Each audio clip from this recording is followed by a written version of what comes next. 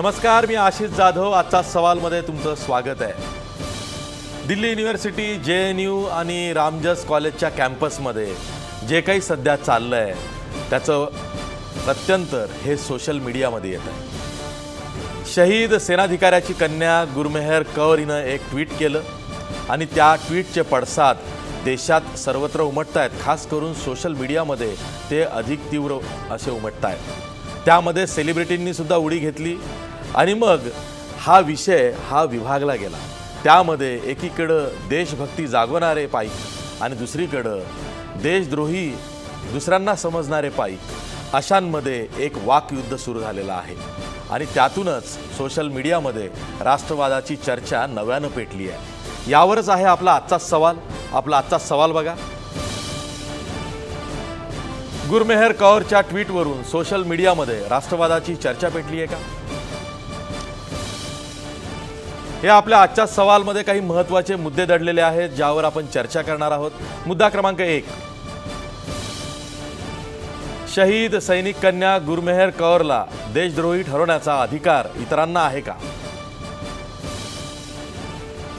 मुद्दा क्रमांक 2, माझ्या वडिलांना पाकिस्ताननं नव्हे तर युद्धानं मारलं, हे गुरमेहर कौरचं म्हणणं पटतंय का? मुद्दा क्रमांक 3, गुरमेहर कौरचं मन कुणीतरी कलुषित केलंय, हा केंद्रीय गृहराज्यमंत्री किरण रिजिजू यांचा आरोप योग्य आहे का? शेवटचा मुद्दा, मुद्दा क्रमांक 4, सोशल मीडियावरच्या वादात उतरून सेलिब्रिटी टोल विकृतीला खतपाणी घालतायत का? टोल, ट्रोलिंग असे वेगवेगळे शब्द येत आहेत. नॅशनलिझम म्हणजे राष्ट्रवाद, देशद्रोही, देशभक्ती असेही शब्द नव्यानं चर्चेला येत आहेत आणि त्यावरनं नवनवे वाद होत आहेत. नव्या नव्या व्याख्या या शब्दांच्या त्याचा म्हणजे रतीब पाडला जातो आहे, जो तो आपल्या मनाप्रमाणे, आपल्या विचारसरणीप्रमाणे या प्रत्येक शब्दाची व्याख्या करतो आहे. आणि त्यामुळंच वातावरण एक प्रकारचं कलुषित होतं आहे. सोशल मीडियावरती सध्या जर का तुम्ही जाल, ट्विटर असेल, फेसबुक असेल, इथं बघाल आणि तुम्ही गुरमेहर कौर हे 2 शब्द जर का टाईप केले तर तुम्हाला काय चाललं आहे याची प्रचिती येईल. मी या चर्चेला सुरुवात करणार आहे, पण त्याआधी आपल्या पाहुण्यांची ओळख करून घेऊया. आपल्या स्टुडिओमध्ये आहेत पत्रकार आशिष दीक्षित. द क्विंट या वेबसाईटच्या, या वेब पोर्टलचे ते पत्रकार आहेत. आपल्यासोबत आहेत देवेंद्र पै, हे राईट विंग ॲक्टिव्हिस्ट आहेत. म्हणजे ट्विटर आणि फेसबुकवरती उजव्या विचारसरणीचे पाईक ते आहेत आणि त्यानुसार ते त्यांची मतं ट्विटरवर, फेसबुकवर मांडतात. आपल्यासोबत स्टुडिओमध्ये आयसा ही डावी संघटना आहे विद्यार्थ्यांची, त्याचे राष्ट्रीय कार्यकारी सदस्य आहेत धनंजय कानगुडे. आपल्यासोबत पुण्याहून आहेत सामाजिक कार्यकर्ते विश्वंभर चौधरी. आणि थोड्याच वेळात आपल्यासोबत भाजपचे प्रवक्ते, एकेकाळचे ABVPचे सदस्य केशव उपाध्येसुद्धा आहेत. मी या चर्चेला सुरुवात करतोय आशिष दीक्षित तुझ्यापासून. मला ना सामान्य प्रेक्षकांना हे सांगायचं आहे की ट्रोल म्हणजे काय, ट्रोलिंग म्हणजे काय आणि ट्रोलिंगमधून नेमकं काय घडतंय आणि सोशल मीडियावरती टोल विकृतीनं उच्छाद मांडलाय असं जेव्हा म्हटलं जातं, नेमकं काय होतं? खूप महत्त्वाचा विषय, कारण हल्ली सोशल मीडियावरच आपण जास्त असतो. म्हणजे एकमेकांशी असा संवाद साधण्यापेक्षा सोशल मीडियावरून होतो. फेसबुक, ट्विटर, इंस्टाग्राम वगैरे या सगळी सोशल माध्यमं आता आली आहेत. पण ट्रोलिंग हा प्रकार सगळ्यात जास्त ट्विटरवर होतो. मुळात ट्रोलिंग म्हणजे काय, तर एखाद्या मोठ्या नेत्याला किंवा अभिनेत्याला त्याच्यावरती जाऊन टीका करणं, त्याचा जाऊन अपमान करणं, वाटेल ते म्हणणं आणि पळून जाणं. आणि त्याच्यामध्ये स्वतःचं नावही देण्याची गरज नसते, कारण की मी कोणत्याही नावाने स्वतःचं ट्विटर अकाउंट सुरू करू शकतो. आणि ते ट्विटर अकाउंट सुरू केल्यानंतर मला जर समजा वाटलं की अमिताभ बच्चनने चांगली ॲक्टिंग नाही केली, तर मी जाणार अमिताभ बच्चनच्या अकाउंटवर काहीतरी ना त्याला टपली मारणार आणि पळून येणार. ते याला ट्रोलिंग म्हणायचं. आता ट्रोलिंग का शक्य होतं, कारण की तिथे तुम्हाला स्वतःचं खरं नाव देण्याची गरजच नाही. तुम्ही कोणत्याही नावाने किती अकाउंट उघडा आणि वाटेल त्याला टपल्या मारा आणि पळून जा. हे सुरू झालं भारतामध्ये. सोशल मीडिया सुरू झाल्यानंतर मुळात ट्रोलिंग हा प्रकार खूप मोठ्या प्रमाणात आला. तो साधारणतः 2012-13 नंतर, ज्या वेळेला भारतीय जनता पक्षाचा उदय व्हायला लागला आणि नरेंद्र मोदी ॲक्टिव्ह झाले राजकारणामध्ये. कारण उजव्या विचारसरणीचे जे नरेंद्र मोदींचे पाठीराखे होते, त्यांना असं वाटत होतं की ट्रेडिशनल मीडिया जो आहे, जो पारंपरिक मीडिया आहे, तो खूप काँग्रेस धार्जिणा आहे. आणि त्यांना हे अतिशय मनापासून वाटत होतं की हे सगळे काँग्रेस धार्जिणे आहेत आणि यांच्यावरती हल्ला चढवायला हवा आणि तो आपणच चढवायला हवा. आणि याला अप्रत्यक्षपणे मोदींनी खतपाणी असं घातलं की हे हल्ला करणारे जे लोक आहेत किंवा विचित्र भाषेत बोलणारे जे लोक आहेत त्यातल्या अनेक जणांना आजही पंतप्रधान स्वतःच्या पर्सनल अकाउंटवरनं फॉलो करतात. त्यामुळे मग ही सगळी मंडळी पत्रकारांवरती अभिनेत्यांवरती तुटून पडू लागली. आता यामध्ये फक्त भाजप आहे का, तर अजिबात नाही. मग नंतर आम आदमी पार्टी दिल्लीमध्ये जन्माला आली आणि त्यांनी स्वतःची अशी एक फौज तयार केली आणि त्यामुळे आता दिल्लीमध्ये तरी भाजप विरुद्ध आम आदमी पार्टी अशी ट्रोल्सची एकमेकांमध्ये स्पर्धा सुरू असते. हळूहळू काँग्रेस, राष्ट्रवादी, शिवसेना ह्या सगळ्या पार्ट्या जाग्या होत आहेत आणि ते पण आता हळूहळू या प्रक्रियेमध्ये काही मराठी ट्रोल पण अगदी अगदी मराठा आरक्षणानंतर मराठा ट्रोल्स सुद्धा आलेत आणि ते फेसबुकवरती खूप मोठ्या प्रमाणात आले. म्हणजे थोडक्यात काय, आपल्याला न पटणारी गोष्ट कोणी बोलली की आर्ग्युमेंट नाही करायचं, त्याला वाटेल तसा शिवीगाळ करायचा, धमक्या द्यायच्या आणि पळून जायचं. हे मोठ्या प्रमाणात आत्ता सगळीकडे होताना दिसतंय. आणि आत्ता आपण जे पाहतोय की ती एक 20 वर्षांची मुलगी आहे, तिला सुद्धा थेट रेप थ्रेट्स म्हणजे बलात्काराच्या धमक्या दिल्या, मारून टाकण्याच्या धमक्या दिल्या. ही माणसं कोण आहे, त्यांना पकडण्यात अजूनपर्यंत पोलिसांनाही काही म्हणजे इतक्या जणांना रेप थ्रेट्स दिल्या गेल्या ट्विटरवरून, फेसबुकवरून, यांना पकडण्यामध्ये पोलिसांनाही काही फारसं यश येत नाही कारण की आपल्याकडचे कायदे पण कमकुवत आहेत त्या बाबतीत. धनंजय, दिल्लीच्या रामजस कॉलेजमध्ये शैला राशीद आणि उमर खालिद या दोघांचं व्याख्यान होतं, ते रद्द झालं आणि ती रद्द करावी अशी मागणी ABVPनं केली.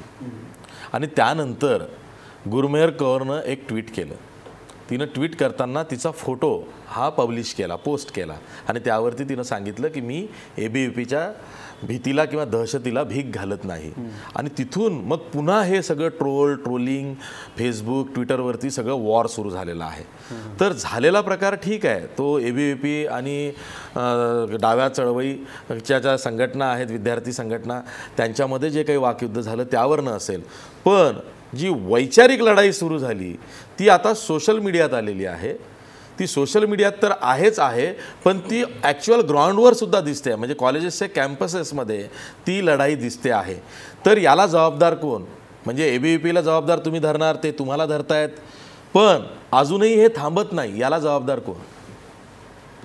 आपण एका लोकशाही व्यवस्थेत राहतो आणि प्रत्येकाला एक स्वतंत्र मेंदू आहे, त्यांचे स्वतःचे स्वतंत्र विचार आहेत आणि प्रत्येकाला एक स्पेस इथं असायला पाहिजे की मला काय वाटतं, मला व्यक्त व्हायचं आहे, मी काय विचार करतो ते व्यक्त करण्याचा मला अधिकार आहे की नाही. लोकशाही तर आहे.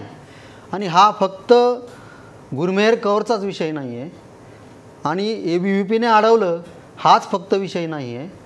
विषय मुळात हा आहे की प्रत्येकाला, अगदी ABVPच्या लोकांनासुद्धा त्यांची मतं लोकशाही प्लॅटफॉर्मवर मांडायचा पूर्ण अधिकार आहे आणि त्यांनाही कुणी अडवलं तर आपण त्याचा विरोधच करू. पण गेल्या काही वर्षात काय दिसतंय की जे कुणी लिबरल लोक किंवा कुणीही असू देत, जे भारतीय जनता पार्टी, RSS किंवा ABVPच्या विचारधारेच्या विरोधात मत व्यक्त करतील त्यांना सरळ सरळ त्या मुली असतील तर रेपच्या धमक्या द्यायच्या किंवा जीवे मारण्याच्या धमक्या द्यायच्या, पुरुष असतील तर वेगवेगळ्या प्रकारच्या धमक्या देऊन पळून जायचं ट्विटरवरून, जसं आत्ताच आशिष सरांनी सांगितलं. आणि त्यांना ह्याबाबत ताकद कशी मिळते की खुद्द प्रधानमंत्री असे ट्रोल करणाऱ्यांना फॉलो करतात.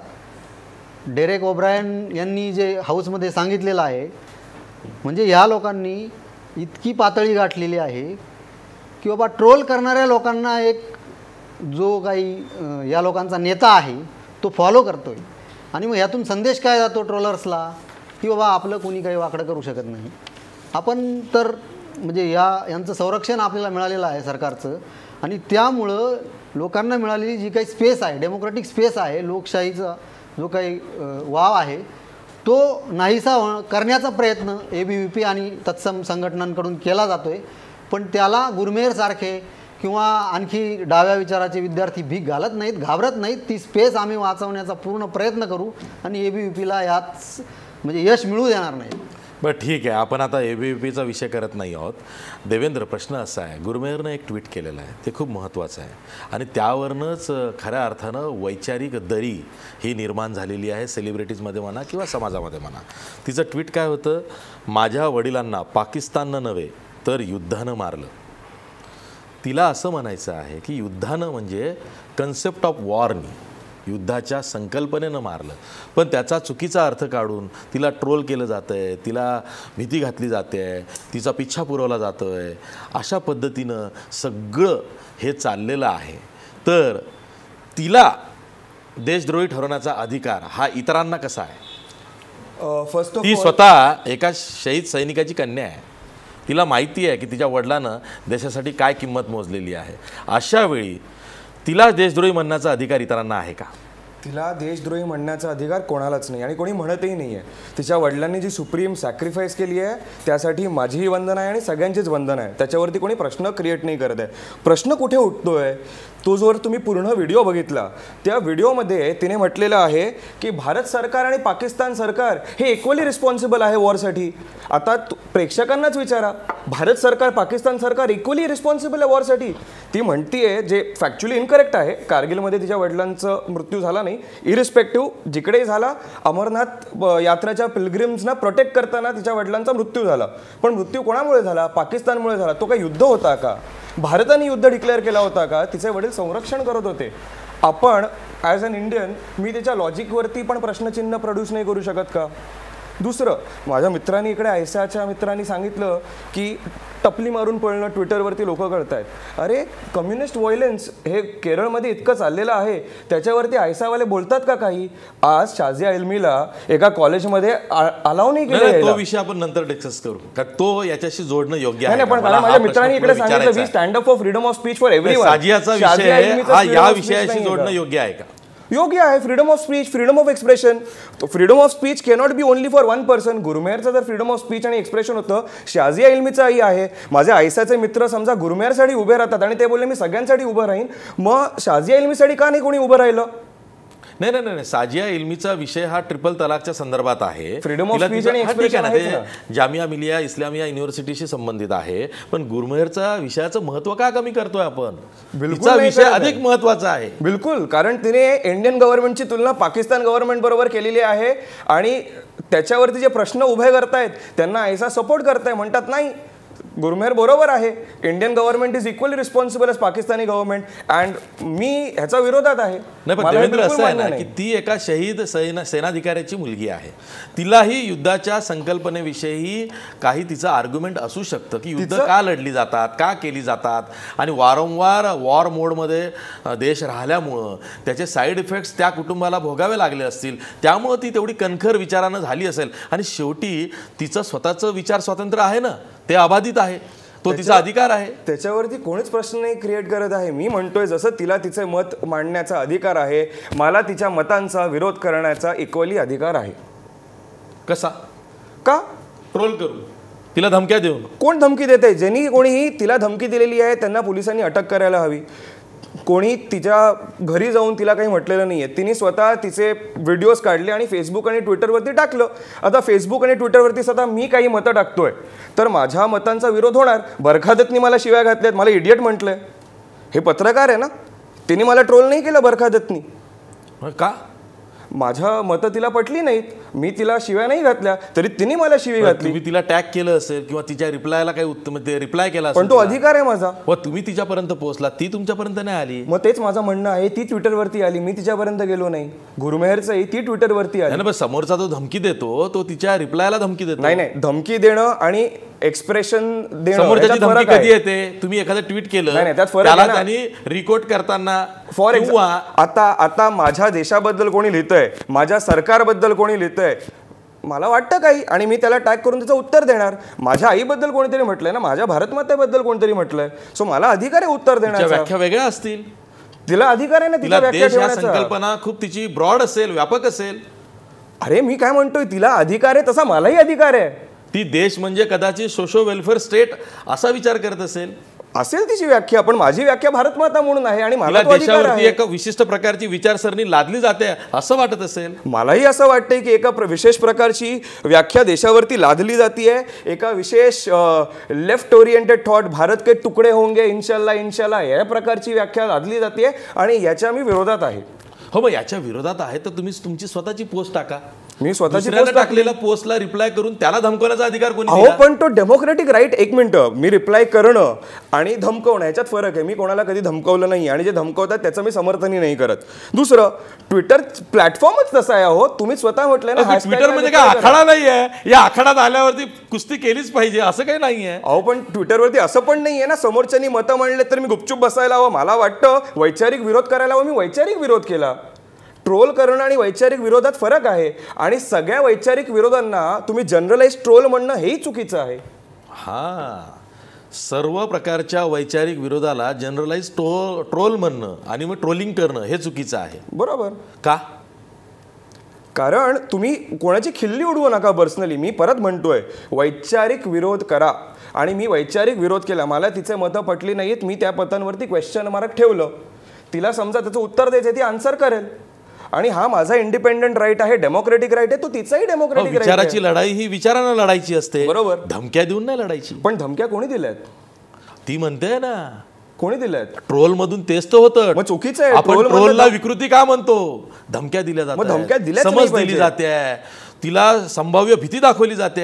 अशा प्रकारचं हे ट्रोलिंग असतं. बरोबर आहे. म्हणून ज्या कोणी ट्रोलिंग केलंय आणि ज्या कोणी, म्हणजे ट्रोलिंग करणं आणि धमकी देणं परत वेगळं आहे. ट्रोलिंग करणं म्हणजे मस्करी करणं, त्याचा अधिकार आहे, परत त्याच्यावरती प्रश्न नाही. धमकी देणं चुकीचं आहे आणि रेप थ्रेट देणं अजूनही चुकीचं आहे. म्हणून ज्या कोणी दिलेल्या आहेत त्या पोलिसांनी, होम मिनिस्ट्रीनी सर्च करायला हवं, त्यांना पकडायला हवं.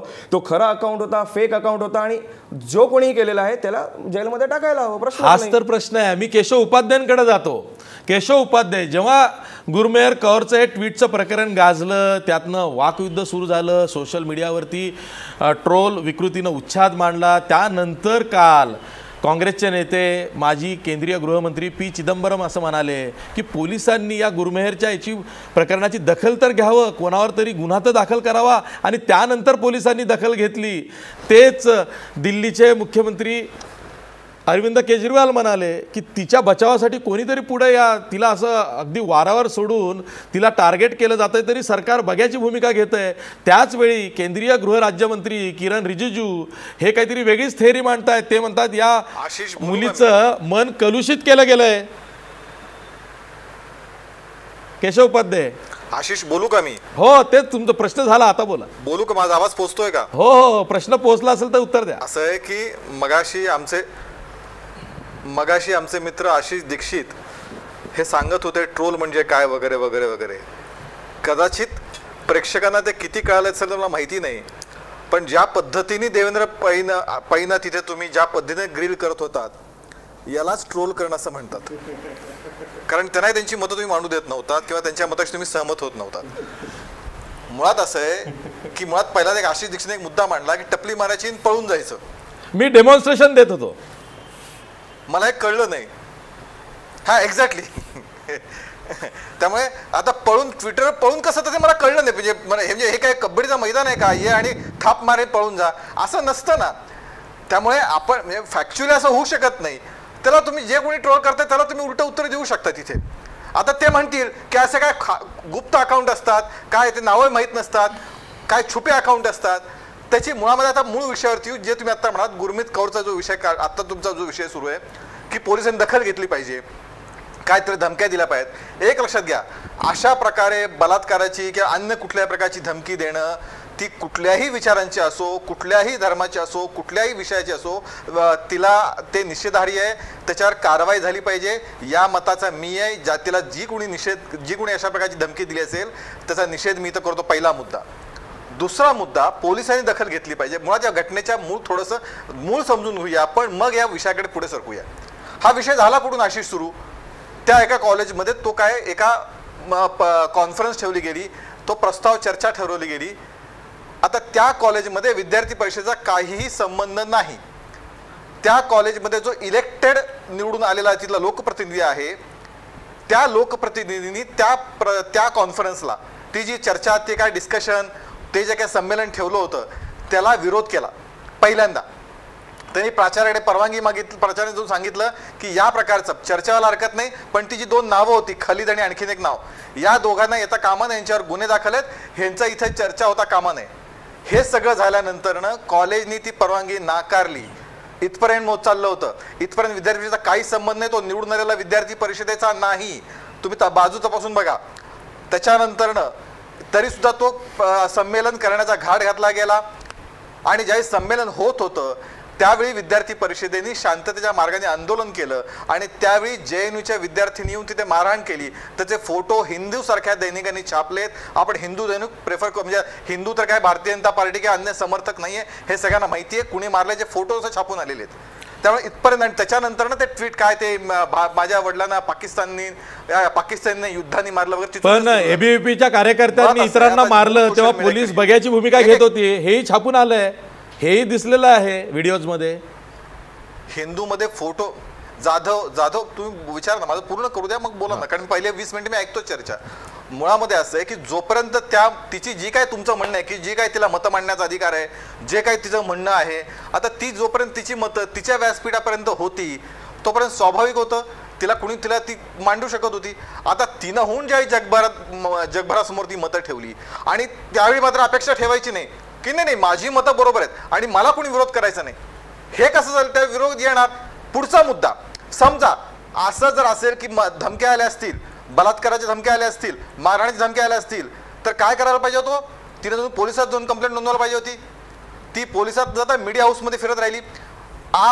अखिल भारतीय विद्यार्थी परिषदेने तिच्या वतीनं तिच्यावर झालेल्या धमक्याची चौकशी झाली पाहिजे. ही FRI विद्यार्थी परिषदेने नोंदली आहे, दुसऱ्याकडून नेमली नाहीये.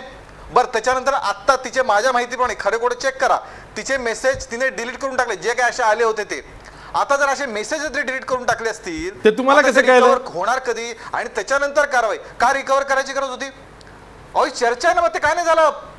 थोडी जाधव तुमच्यात का मी ज्येष्ठ पत्रकार नाहीये पण थोडीफार माहिती येते ना आमच्यापर्यंत. असं काय पण ते तिला डिलीट केलं वगैरे तुम्ही सांगताय. सोशल मीडिया असं शस्त्र आहे. फेसबुक पण डिऍक्टिव्हेट केलं मी स्वतः येण्याच्या पूर्वी फेसबुक चेक केलं. तुला त्रास होतोय, मनस्ताप होतोय? नाही ते सगळं आता गायब झालं ना. तिने जे काही ट्विट केलेले ते आम्हाला गायब झालेत. मनस्ताप होतोय सगळ्या गोष्टींचा. सांगतो तुम्हाला. अहो मनस्ताप त्याच आहे. सोशल मीडियामध्ये तुम्ही एखादी गोष्ट व्यक्त करता तर ती तुम्ही असं की आणि त्याच्यानंतर ना बरं एकाच गटाला का म्हणजे बाकीचे नाही. इथपर्यंत काय आतापर्यंत हिंदुत्ववादी जे विचार मांडतात त्यांना काय धमक्या आल्या नाहीत का? त्यावेळी आम्ही काही चर्चा नाही केली. मी तुम्हाला नावं सांगतो, बलात्कारापासून अनेक घाणेरड्या भाषेतले शब्द वापरले गेलेत, त्यावेळी काही चर्चा केली नाही अशा प्रकारची. मला सन्मान आहे त्या महिलेचा, त्यामुळे तो मुद्दा नाही. चूकच आहे, चूक ती चूक आहे. पण फक्त स्वातंत्र्याचा अधिकार किंवा अभिव्यक्ती स्वातंत्र्य एकाच गटाला हे सोशल मीडियामध्ये होऊ शकत नाही. अनेक ढोंगी लोकांचं ढोंग या सोशल मीडियामध्ये उघडं पडतंय, डाव्यांचं ढोंग उघडं पडतंय आणि त्यातनंही अस्वस्थ चळवळ सुरू झाली आहे. अशा प्रकारचा आशिष जाधव. आमचा समज तर असा होता की सोशल मीडियाचा चांगला वापर हा फक्त भाजपनं, मोदीजींनी आणि मोदी सरकारनंच केलेला आहे. आता हे तुम्ही नवी माहिती देताय की इतरांचं ढोंग उघडं पडतंय. चांगलाच वापर करतोय मी. हो मग तेच वापर करतोय. हो ठीक आहे. आय एम ट्रोल हे एक नवं पुस्तक आलेलं आहे. मी प्रेक्षकांना सांगेल की हे पुस्तक तुम्ही जरूर वाचा. यामध्ये सगळं कळेल की कशा पद्धतीनं सोशल मीडियाचा वापर केला गेला आणि त्यातनं काय काय पेटवलं गेलं. आता तर केवळ राष्ट्रवादाचीच चर्चा पेटलेली आहे सोशल मीडियावरती. आय एम ट्रोल वाचल्यावरती स्वाती चतुर्वेदीचं पुस्तक तर मग कळतं की काय काय जाणीवपूर्वक पेटवलं गेलं आणि त्याचेच हे वाईट परिणाम सध्या हे सोशल मीडियामध्ये आपण पाहतो आहोत. मी थेट जातोय पुण्याला विशंभर चौधरी यांच्याकडे. विशंभर चौधरी, आत्ताच केशव उपाध्ये काय म्हणाले तुम्ही ऐकलं. ते म्हणतायत की डाव्यांचं, इतर विचारसरण्यांचं ढोंग उघडं पाडण्याचं काम सध्या सोशल मीडियामध्ये होत आहे. योगायोगाने आजच मला 2 जणांनी ट्रोलिंग केलेलं आहे. एक मुलगा, त्याचं नाव शिरीष असं आहे आणि दुसरा त्याचं नाव आदित्य बापट आहे. मी काही त्या ट्रोलची लपवलेली नाही, ही त्यांची खरी आयडेंटिटी. आदित्य बापट नावाचा मुलगा आणि शिरीष त्याचं आडनाव व्यवहार किंवा असं काहीतरी. आणि त्यांचं असं म्हणणं आहे की विश्वंभर चौधरीची त्याच्याकडे जाऊन सुनता केली पाहिजे. विश्वंभर चौधरीची त्याच्याकडे जाऊन सुनता केली पाहिजे. आता हे ट्रोलिंग कुठून येते माहितीये का? की यांची जी विचारसरणी आहे तिच्यामध्ये माणूस गेला की त्याची बुद्धीची नसबंदी पहिल्यांदा करतात आणि बुद्धीची नस तोडून टाकतात इतर शरीरापासून. त्यामुळे तो काय बोलतो तो जनावर की माणूस आहे त्याला कळत नाही. हा ट्रोलिंगचा आजचा ताजा अनुभव आहे. दुपारी 3 वाजताचा. मी अजून स्क्रीनशॉट ठेवलेत. केशव उपाध्ये खूप जोरजोरात बोलतायत आज. ते चर्चा नाही करतायत, मला वाटतं ते आरडाओरडा करतायत आज. तर मी त्यांना ते जरूर पाठवेल. त्यांच्या सरकारने, देवेंद्र फडणवीस सरकारने शक्य झालं तर जरूर कारवाई करावी. पण असे किती बापट असतील हे मला माहिती नाहीये त्या ट्रोलिंगच्या व्यवहारात, त्यामुळे त्या विषयावर न बोललेलं बरं. अशीच मूळ मुद्दा काय आपला मूळ मुद्दा युद्धाने माझ्या बाबांना मारलं हे ती बाई म्हणते, ही मुलगी म्हणते आहे, त्याच्यावर कोणाला काय आक्षेप असण्याचं कारण आहे? ती मुलगी जर देशद्रोही असेल ना तर मग या देशात खूप देशद्रोही आहेत मोठे. पहिले देशद्रोही रवींद्रनाथ टागोर आहेत मग या देशात. रवींद्रनाथ टागोरांनी सपशेल नाकारला हा राष्ट्रवादाचा मुद्दा. राष्ट्रवाद नसतोच म्हणाले. जय कृष्णमूर्ती म्हणाले. एका आज हेरम कुलकर्णींनी लिहिलंय की एक बाई त्यांच्याकडे आली जिचा मुलगा पहिल्या युद्धात मारला होता आणि दुसऱ्या युद्धावर चालला होता. ती म्हणली की या मुलाला वाचवण्यासाठी मी काय करू? तर जय कृष्णमूर्ती म्हणले, पहिलं तू स्वतःला अमेरिकन म्हणणं सोडून घे. युद्ध ही लादली जातात. युद्ध ही कोणाच्या तरी ज्वर, कोणाचा तरी भावना, कोणाची तरी राष्ट्रभावना, सुरक्षित बसलेल्यांची, खूप कमाई असलेल्यांची, पोट भरलेल्यांची राष्ट्रीय भावना जोपासण्यासाठी युद्ध लादली जातात. आणि सैनिक मरतात ते गरीब घरचे असतात, त्या सैनिकांना मारले जातं. जर केशव उपाध्यायजी, जर ती मुलगी देशद्रोही असेल ना तर महात्मा गांधी देशद्रोही आहेत, गांधीजींनी राष्ट्रवाद नाकारला. विनोबा भावे देशद्रोही आहेत, त्यांनी राष्ट्रवाद नाकारला आणि जय जगत ते म्हणाले. त्याच्या पुढे जाऊन सांगतो, केशवराव मला एक शब्द दाखव राष्ट्रवाद नावाचं घटनेत. भारतीय राज्यघटनेत राष्ट्रवाद नावाचा शब्द नाही. आणि म्हणून राष्ट्रवाद जर थोपवला जात असेल कोणताही असेल तर तो राष्ट्रवाद गैर हे मी सांगितलं पाहिजे. थोडा आशिष मला दीर्घ बोलू द्या, नंतर पाहिजे तर माझ्याकडे आला नाही तरी चालेल. हा जो राष्ट्रवाद आज सांगितला जातो ना या ट्रोलर्स कडून आणि नरेंद्र मोदींकडून, जो की ते चहापाण्याला बोलवतात या ट्रोलर्सना अभिमानाने, भारताचे पण ही पहिली घटना आहे भारताच्या इतिहासातली की एवढ्या खालच्या पातळीवरच्या लोकांच्या बरोबर पंतप्रधान चहा पितात, ही पहिली घटना आहे. आता दुसरं, हा जो राष्ट्रवाद आज सांगितला जातो ना हा इम्पोर्टेड राष्ट्रवाद आहे. मी जबाबदारीने बोलतोय. सांस्कृतिक राष्ट्रवाद हा इम्पोर्टेड राष्ट्रवाद आहे. मूळ भारतीय राष्ट्रवाद हा सांस्कृतिक राष्ट्रवाद नाही. मुळात भारतीय राष्ट्रवाद असा शब्दच नाही. तो दादाभाई नौरोजींनी पहिल्यांदा आर्थिक राष्ट्रवादाच्या रूपाने आणला. तो रानडेंनी पहिल्यांदा ग्रंथित केला. रानडे हे पहिलेच ज्यांनी भारतीय राष्ट्रवाद हा शब्द वापरला, अन्यथा राष्ट्रवाद नव्हता. भारताचा राष्ट्रवाद स्वातंत्र्यपूर्व काळातला हा आर्थिक राष्ट्रवाद आहे आणि हा सुधारणावादी राष्ट्रवाद आहे, सांस्कृतिक राष्ट्रवाद नाही. आता हा सांस्कृतिक राष्ट्रवाद आला कुठून माहितीये का? हा हिटलर कडून आला. 19व्या शतकात जर्मनीमध्ये, युरोपमध्ये या सांस्कृतिक राष्ट्रवादाची पेरणी झाली. आम्ही एका संस्कृतीचे आहोत आणि ज्यू वेगळ्या संस्कृतीचे आहेत. आम्ही एक भाषिक आहोत आणि ज्यू वेगळ्या भाषेचे आहेत. हे त्या राष्ट्रवादाच्या फोडणीचं बीज होतं. ते एक्झॅक्टली भारताच्या सांस्कृतिक राष्ट्रवादवाल्यांनी आणलं आणि हे म्हणायला लागले की एक संस्कृती. या देशाची कधी संस्कृती एक नव्हती. कोणती संस्कृती एक होती? महिषासूर मर्दिनीची पूजा उत्तरेत होती आणि महिषासुराची पूजा दक्षिणेत होती. इथल्या वेगळ्या भाषा, वेगळे प्रांत यांना हा राष्ट्रवाद सामावून घेऊ शकत नाही. तो राष्ट्रवाद हा शब्दच नव्हता. वैविध्य हाच इथला राष्ट्रवाद आहे. पण ते न सांगता जो सांस्कृतिक राष्ट्रवाद आणला त्याच्यावरती आपण प्रश्न विचारले पाहिजेत की यांना संस्कृती म्हणजे कोणती अपेक्षित आहे? कोणती संस्कृती? हिंदू संस्कृती म्हणजे कोणती? हिंदू नावाचा प्रकार नाही. हिंदू नावाचा प्रकार नाही. हिंदू असणं म्हणजे नास्तिक असणं सुद्धा. चारवाक सुद्धा हिंदू आहे. बोला, चारवाकाला काय नाकारणार तुम्ही? वेद प्रामाण्य नाकारतो चारवाक. कोणती संस्कृती हे म्हणतात? ही वेद प्रामाण्याची संस्कृती म्हणतात, जी सगळ्या भारताला नव्हे सगळ्या हिंदूंना ऍक्सेप्टेड नाही. शैवांना ती ऍक्सेप्टेड आहे का? वैश्यांना? सगळ्यांचा आपण विचार केला भारताचा तर भारताच्या एकूण बुद्धीच्या सगळ्या सारीपाटामध्ये कुठेही भारतीय राष्ट्रवाद हा सांस्कृतिक राष्ट्रवाद कधीही नव्हता. 2014 पासून या सांस्कृतिक राष्ट्रवादाने उचल खाल्ली. मला आठवतंय वाजपेयी सुद्धा या देशाचे 5 वर्ष पंतप्रधान होते, पण त्याही काळात राष्ट्रवादाची चर्चा आली नव्हती. त्याचं कारण राष्ट्रवाद हा यांना सत्ता राबवण्यासाठी, मतं वाढवण्यासाठी वापरायचं एक टूल मिळालं, यांना एक हत्यार मिळालं. हे जे काही राष्ट्रप्रेमी सांगतात ना हे सगळे पळून गेले. स्वातंत्र्य आंदोलनात नव्हता तुम्ही नव्हता स्वातंत्र्य आंदोलनात. माझे बापजादे लढले तिकडे, काँग्रेसवाले लढले, तुम्ही नव्हता स्वातंत्र्य आंदोलनात. त्यामुळे भाई वैद्य एकदा पुण्यात कॅटेगोरिकली म्हणाले, मी ते एका स्टेजवर होतो, भाई वैद्य म्हणाले की गंमत अशी आहे की मी जेव्हा भारत माता की जय म्हणत होतो, मी जेव्हा 42 साली भारत माता की जय म्हणत होतो तेव्हा हे लोक मला सांगत होते की म्हणू नका भारत माता की जय, घरी जा, पोलीस तुम्हाला पकडतील. या लोकांकडून आम्ही राष्ट्रवाद शिकायचा का? हा खरा प्रश्न आहे. आणि म्हणून मी म्हणतो की ती जी मुलगी म्हणते तिच्यात कंटेंट आहे. युद्ध ही लादली जातात आणि युद्ध ही राष्ट्रांमध्ये होतात. पाकिस्तानी नागरिक आणि भारतीय नागरिक यांच्यात युद्ध होत नाही. आणि म्हणून यांना जी देशप्रेमाची आच आहे ना, त्यांनी सैन्यात तिथं जावं आणि सैन्यात लढावं. तिथं जायची तयारी नसते, परंतु हे फक्त एका क्लिकवर चालतं. आता कोणीतरी मला वाटतं तिथे देवेंद्र पै सांगत होते की ट्रोलिंग सगळ्यांना होतं वगैरे. ट्रोलिंग होतं ना, ट्रोलिंग काय, आम्ही तर खूपच मोठे शिकार आहोत. सगळ्यात मोठा कदाचित महाराष्ट्रातला शिकार मी इथे बसलेलो आहे तुमच्यासमोर. निखिल वागळे जे अनेक लोक आहेत ट्रोलचे शिकार झाले, आम्ही बघतो हे जवळून. पण आम्हाला असं वाटतं, आम्हाला अजूनही यांच्या बुद्धीमध्ये परिवर्तनाची आशा वाटते आणि म्हणून आम्ही लढतो. काय चर्चा आहे राष्ट्रवादाची? कोणता राष्ट्रवाद सांगा? सांस्कृतिक राष्ट्रवादाची 4 लक्षणं सांगा ना. आशिष मी सांगतो, सांस्कृतिक राष्ट्रवादवाल्यांनी काय केलं? सांस्कृतिक राष्ट्रवादवाल्यांनी या देशाच्या ध्वजाला चॅलेंज केलं. ते म्हणले तिरंगा नाही भगवा हा ध्वज. राष्ट्रध्वजाला यांनी चॅलेंज केलं, राष्ट्रगीताला यांनी चॅलेंज केलं. ते म्हणले वंदे मातरम हे राष्ट्रगीत, जनगणमन जे की भारताच्या घटनेत आहे. तर राष्ट्रगीताला चॅलेंज, राष्ट्रध्वजाला चॅलेंज, राष्ट्रपित्याची हत्या, असा हा सगळा तिन्ही मध्ये राष्ट्रद्रोह आणि आता यांचा राष्ट्रवाद उफाळून आलाय. भारतीय राज्यघटनेत राष्ट्रवाद कुठे आहे? देवेंद्र पै मला दाखवा तुम्ही शब्द. भारतीय राज्यघटना राष्ट्रवाद मानत नाही. भारतीय राज्यघटना फक्त लोकशाही मानते आणि लोकशाही आणि राष्ट्रवाद या विरोधी संकल्पना आहेत. कारण लोकशाहीमध्ये नागरिकाचं स्वातंत्र्य अपेक्षित आहे. राष्ट्र म्हणून सरकारच्या मागे त्याला जोडणं अपेक्षित नाही. देवेंद्र पै लक्षात ठेवा, there is a difference between the state and the government. Listen to it. There is a difference between a state and government. We should be loyal to state. We should not be loyal to government. It is not necessary.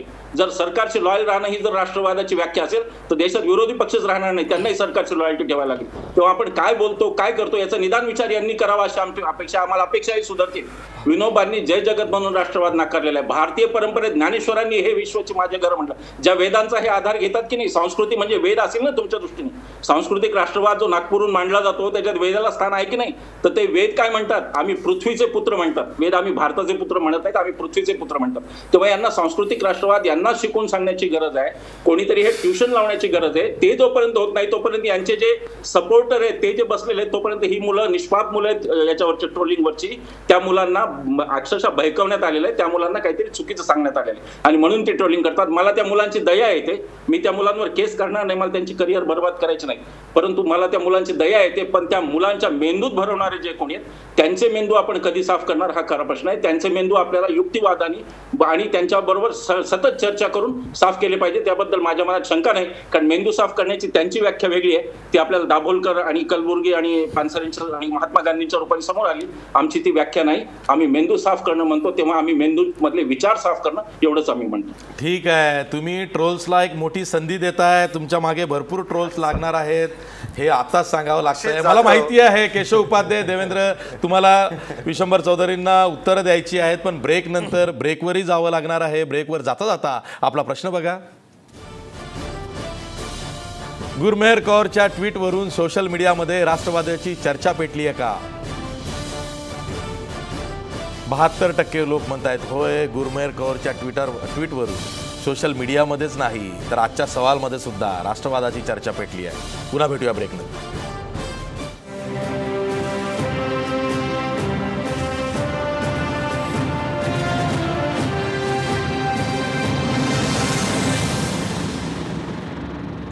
Break नंतर पुन्हा तुमचं स्वागत. ब्रेकपूर्वी विशंबर चौधरी बरंच काही बोलले. इतकं बोलले की आता देवेंद्र आणि केशव तुमच्या दोघांमध्ये स्पर्धा आहे. कोण आधी? देवेंद्र. भरपूर बोलले ते आणि विषयांतर पण भरपूर होईल. पण मी एकच सांगेन की मला नाही वाटत कोणी जबरदस्ती करते गुरमेहरवरती की तू हीच भूमिका मांडायला हवी.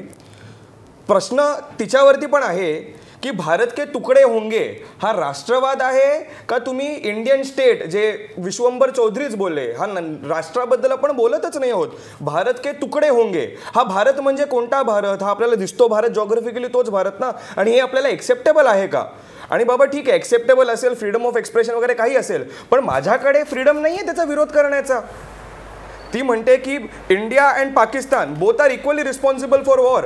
ते तिला वाटत असेल पण मला नाही वाटत. मला वाटतं नाही बघा ना, नॉट पाकिस्तान किल्ड माय. काय म्हणायचं आहे की वॉर जेव्हा ती म्हणते की माझ्या वडिलांना पाकिस्ताननं नाही तर ते वॉर मध्ये मारले गेले. अग्रीड, पण कन्सेप्ट ऑफ वॉर हे कोण प्रमोट करतोय? हे भारत करतंय का पाकिस्तान? ती व्यापक अर्थानं म्हणते की ही जी कन्सेप्ट ऑफ वॉर आहे ती मला पटत नाही. हा बरोबर आहे, नाहक आपण युद्ध करतो आणि टॉम अँड जेरी सारखी युद्ध करतो. ते आम्हालाही पटत नाही कन्सेप्ट ऑफ वॉर, पण पटतंय कोणाला? पाकिस्तानला पटतंय. कोणी म्हटलेलं आहे की we will bleed India into 1000 cuts? हे पाकिस्तानने म्हटलेलं आहे. आणि one of that cut was an attack on the Amarnath pilgrims, ज्याच्यात तिचे वडील शहीद झाले. मग ह्याच्यावरती मी काही बोलणार नाही का? आशिष काय म्हणायचं? मला इथे म्हणायचं आहे की एकतर मुळात तिचं पर्सनल नुकसान झालंय, तिचे वडील वारले त्याच्यामध्ये, आणि त्यामुळे या गोष्टीचं गांभीर्य तिच्या एवढं कुणालाच नाही आहे. आपल्याला तर अजिबात नाही. आपण इथे मस्त AC स्टुडिओमध्ये बसून चर्चा करतोय आणि राष्ट्रवादाच्या गप्पा मारतोय. तिचे वडील बोलायला आपल्याला अधिकार आहे का? एक्झॅक्ट नाही, माझं म्हणणं आहे की तिच्याबद्दल आपण चर्चा करू शकतो, पण तिला जे वाटतंय ते जास्त महत्त्वाचं आहे. त्याच्या पुढे जाऊन मी म्हणतो, आज ती इथे नाही आहे चर्चेमध्ये, आपल्या इथे चर्चेमध्ये नाही आहे, पण ती 20 वर्षाची विद्यार्थिनी आहे आणि ती गेल्या 2 वर्षांपासून, मी तिच्याबद्दलची माहिती काढली, ती गेल्या 2 वर्षांपासून इंडो पाक पीससाठी प्रयत्न करते. म्हणजे भारत आणि पाकिस्तान यांच्यामध्ये सलोखा व्हावा, यांच्यामध्ये मैत्री व्हावी आणि युद्ध होऊन तिच्या वडिलांसारखे आणखीन सैनिक धारातीर्थी पडू नयेत दोन्ही बाजूचे, यासाठी ती प्रयत्न करते. आणि म्हणून मला वाटतं की त्या दृष्टीने तिचं हे वाक्य मला अगदी योग्य वाटतं की युद्धामध्ये माझे वडील गेले, पाकिस्तानमुळे नाही गेले, उद्वेगानं म्हणते. आणि नाही, आणि दुसरा मुद्दा असा आहे की याच्या पलीकडे जाऊन मला असं म्हणायचं आहे, जो आजच्या याचा विषय नाहीये पण तरी पण इथे आत्ता चर्चेत आला होता, म्हणून की ज्या वेळेला आपण पाकिस्तानला एकदम शत्रू म्हणून की आता याच्या विरुद्ध आपल्याला लढायचं आहे, मला असं वाटतं की एक्झॅक्टली हेच पाकिस्तानी बाजूला होते. ते पण भारताला असं, भारत हा एक खूप मोठा भयंकर, सगळे त्याच्यात जालिम लोक भरलेले आहेत आणि त्यांनी आपल्यावरती हल्ला ते कधी पण करणार आहेत. एक्झॅक्टली तसंच आपल्या इथे पण हे वातावरण निर्माण केलं होतं. दोघे एकमेकांना मोस्ट फेवर्ड नेशन म्हणतात आणि त्यांचा द्वेष करतात. नाही पण त्याच्यात फरक आहे ना हो. आपण कधी पाकिस्तानवरती हल्ला केला? मुद्दा हा की पाकिस्तानमध्ये काही चांगली माणसंच नाही आहेत का? दोन्ही बाजूला चांगली माणसं. आपण प्रश्न सर्जिकल स्ट्राईक केलं की आपण मुद्दा हा आहे, पाकिस्तान मान्य करतंय का आपण सर्जिकल स्ट्राईक दोन्ही बाजूला चांगली माणसं आहेत. आणि मला असं वाटतं की तिचं वाक्य हे अगदी योग्य आहे की युद्धामध्ये तिचे वडील गेलेले आहेत, पाकिस्तानने तिचे वडील मारले नाहीत असं तिचं म्हणणं आहे. आणि मला युद्धात तिचे वडील गेलेच नाही, म्हणजे मूळ मी तेच म्हणतो, तिचे वडील गेले त्याचा मलाही दुःख आहे. ते युद्ध म्हणजे एक्झॅक्टली युद्ध आहे, हे छुप युद्ध आहे आणि दोन्ही बाजूने सुरू आहे. छुप युद्ध कोण करतंय? दोन्ही बाजूने होत असेल. माझी आपत्ती आहे ना, भारत नाही करत आहे, पाकिस्तान करत आहे. ही भारताची ऑफिशियल भूमिका आहे, पण हे वास्तव आहे की दोन्ही बाजूनी युद्ध केलं जातं. आपण किती टेरर अटॅक्स करतो तिकडे? आपण टेरर अटॅक्स करतो असं मी म्हणत नाही, आणि पाकिस्तानची पण ऑफिशियल भूमिका आहे, ते टेरर अटॅक्स पण ते करतात, त्याचा प्रूफ आहे आपल्याकडे, एव्हिडन्स आहेत आपल्याकडे. केशव ऐका आशिषचं म्हणणं असं आहे की गुरमेर कौर ही पंजाबी आहे, पंजाब पासलाच लागून पाकिस्तानची बॉर्डर आहे, तिला ते जास्त कळतं की कन्सेप्ट ऑफ वॉर मधून काय होतंय इंडो पाकमध्ये, आणि त्या उद्वेगातून ती म्हणते की माझ्या वडिलांना पाकिस्ताननं नाही तर कन्सेप्ट ऑफ वॉरने मारलेला आहे आणि म्हणून भारत पाक सलोख्यासाठी मी प्रयत्न करते, आणि त्यातून ती उद्वेगानं म्हणते की थांबवा हे आम्हाला धमकावणं. केशव असं आहे, तिची भाबडी आशा किंवा एकूण सगळी काय अशा प्रकारचं, आता मी ढोंगीपणा म्हणणार नाही, कारण असा एक विचार, ढोंगीपणाचा विचार सातत्याने मांडला जातो, पण ठीक आहे, मी तिला असं म्हणून भाबडी आशाला नाव देतो त्याला मी. अशी भाबडी आशा बाळगणारी लोक आहे, पण वस्तुस्थिती काय आहे? जे युद्ध मगापासून देवेंद्र सांगण्याचा प्रयत्न करतोय की युद्ध भारताची इच्छा असो नसो, आज भारताला ते युद्ध लढावं लागतंय, ही वस्तुस्थिती आहे ना. भारताची काही इच्छा आहे का युद्ध लढण्याची? भारताची अजिबात नाहीये. भारत भारताच्या प्रश्नांमध्ये काम करतोय, त्याच्या विकास करण्याचा प्रयत्न करतोय, पण भारताला त्या युद्धाला सामोरं जावं लागतंय, ही वस्तुस्थिती आहे. आता युद्ध लादतंय कोण? पाकिस्तान लादतंय, ही पण वस्तुस्थिती आहे. दहशतवादाच्या मार्गाने असेल, अन्य मार्गाने असेल, आणि त्यातनं या गोष्टी घडतायत. आता जर तिला असं म्हणण्याचा अधिकार आहे तर मला एक सांगा, आशिष जाधव किंवा आशिष दीक्षित आमच्या इथे बसलेत, बाकीच्यांना दुसरं, आता तिचं पत्र आल्यानंतर, तिचं काय ते ट्विट आल्यानंतर ना, ज्या युद्धातच ज्यांचे काही शहीद झाले, अशाने सुद्धा दुसरी बाजू मांडण्याचा प्रयत्न केलाय. त्यांना ती बाजू मांडण्याचा अधिकार नाहीये. नक्कीच आहे. हे काय राष्ट्रवाद आहेत काय? विशंभर चौधरींच्या भाषेत हे नालायक आहेत, ह्यांना अधिकार नाही असं म्हणायचं. मला विशंभर चौधरी, खरं म्हणजे मला आश्चर्य वाटलं, ते ज्या तावातावांनी बोलत होते, म्हणजे मुळामध्ये विशंभर चौधरींकडून नसबंदीसारखी भाषा, म्हणजे स्वतःचा विचारवंत समजतात किंवा तशा पद्धतीची भाषा वापरतात. त्यांना ट्रोल केला गेला तर ट्रोलर म्हणला, बौद्धिक ट्रोलिंग करताना ट्रोल म्हणला, तुमची नसबंदी करावी लागेल असं आहे. अहो मग त्यांच्यात आणि तुमच्यात फरक काय? विशंभर चौधरी पण ट्रोलच आहेत. जर ते दुसऱ्याला जर ते स्वतःला गांधीवादी समजून घेतात, काय वेगळा शांततेचा विचार ते मांडतात, आणि ते जर अशा पद्धतीची भाषा वापरत असतील, उत्तर द्यायची. अहो तुमचीच भाषा, तुम्ही द्या ना उत्तर. विशंभर चौधरी, मला काय आक्षेप आहे? तुम्ही उत्तर द्या, पण तुम्ही जर त्या स्तरावर जर उत्तर देणार असाल तर तुमच्यात त्यांच्यात फरक काय? तुमचं ट्रोल आहात, सरळ सिद्ध आहे.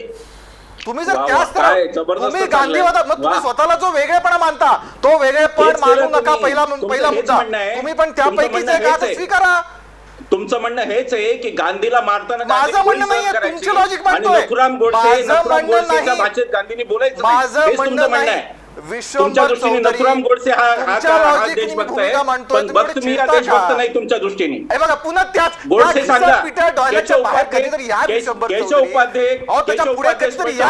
विश्वंभर चौधरी त्याच्या पुढचा कधीतरी मुद्दा मांडायला या. गोडसे कोण आहे तुमच्यासाठी मला सांगा. कलबुर्गी केशवराव उपाध्ये मला सांगा, गोडसे मांडायला या. ह्याच्याकडे मुद्दे तुमच्याकडे किती दिवस पिठे उद्योग तुम्ही म्हणा, तुम्ही निसंदिग्ध शब्दात म्हणा, गोडसे हा देशद्रोही होता म्हणा तुम्ही. निसंदिग्ध शब्दात म्हणा. कुणी नाही, देशद्रोहीच होता, आमच्यासाठी कुणी नाही म्हणतो ना. तो काही मुद्दाच येत नाही. तुम्ही त्याच्या हात झटकताय उपाध्याय, तुम्ही हात झटकताय मांडता. कधीतरी कसलं झटकलंय? कुणीच नाही. अरे काय झटकायचं? गोडसेंना झटकताय तुम्ही. कुणी नाही. माझं म्हणणं विश्वंभर चौधरी नाही. अहो त्याच्या पलीकडे धरलेच नाही तर कशाला झटकू?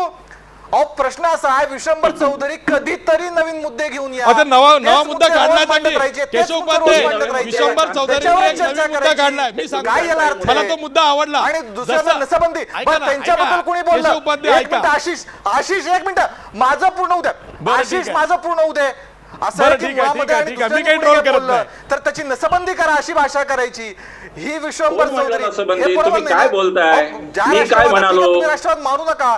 आमचं तेच तुम्ही बोललात हो. मी काय म्हणालो? रिवाइंड करून दाखवा की म्हणे यांची नसबंदी. अरे कशासाठी भाषा वापरता? एक मिनिट माझं पूर्ण होऊ द्या. रिवाइंड करून दाखवा. मुळामध्ये असं आहे, विश्वंभर चौधरींना जसा काय राष्ट्रवाद नाही अशा प्रकारची भूमिका मांडण्याचा अधिकार आहे, तसाच हा राष्ट्रवाद आहे हे मांडण्याचा अधिकार इतरांना आहे. फक्त तो विश्वंभर चौधरींना मान्य नाही. आम्ही म्हणू त्या पद्धतीनेच झालं पाहिजे. हा जो विश्वंभर चौधरींचा दुराग्रह आहे त्याला आमचा आक्षेप आहे. वेगळी मतं येणार, शेवटी चर्चा होणार, त्यातनं तर देश पुढे जाणार. संवादातनं पुढे गेला पाहिजे. धमक्या देऊन जाणार नाही. नसबंदी काय बोलतात ते? भाषा कोण वापरतंय? नसबंदीचं काय म्हणतो मी लक्षात घ्या. नसबंदी करू नका.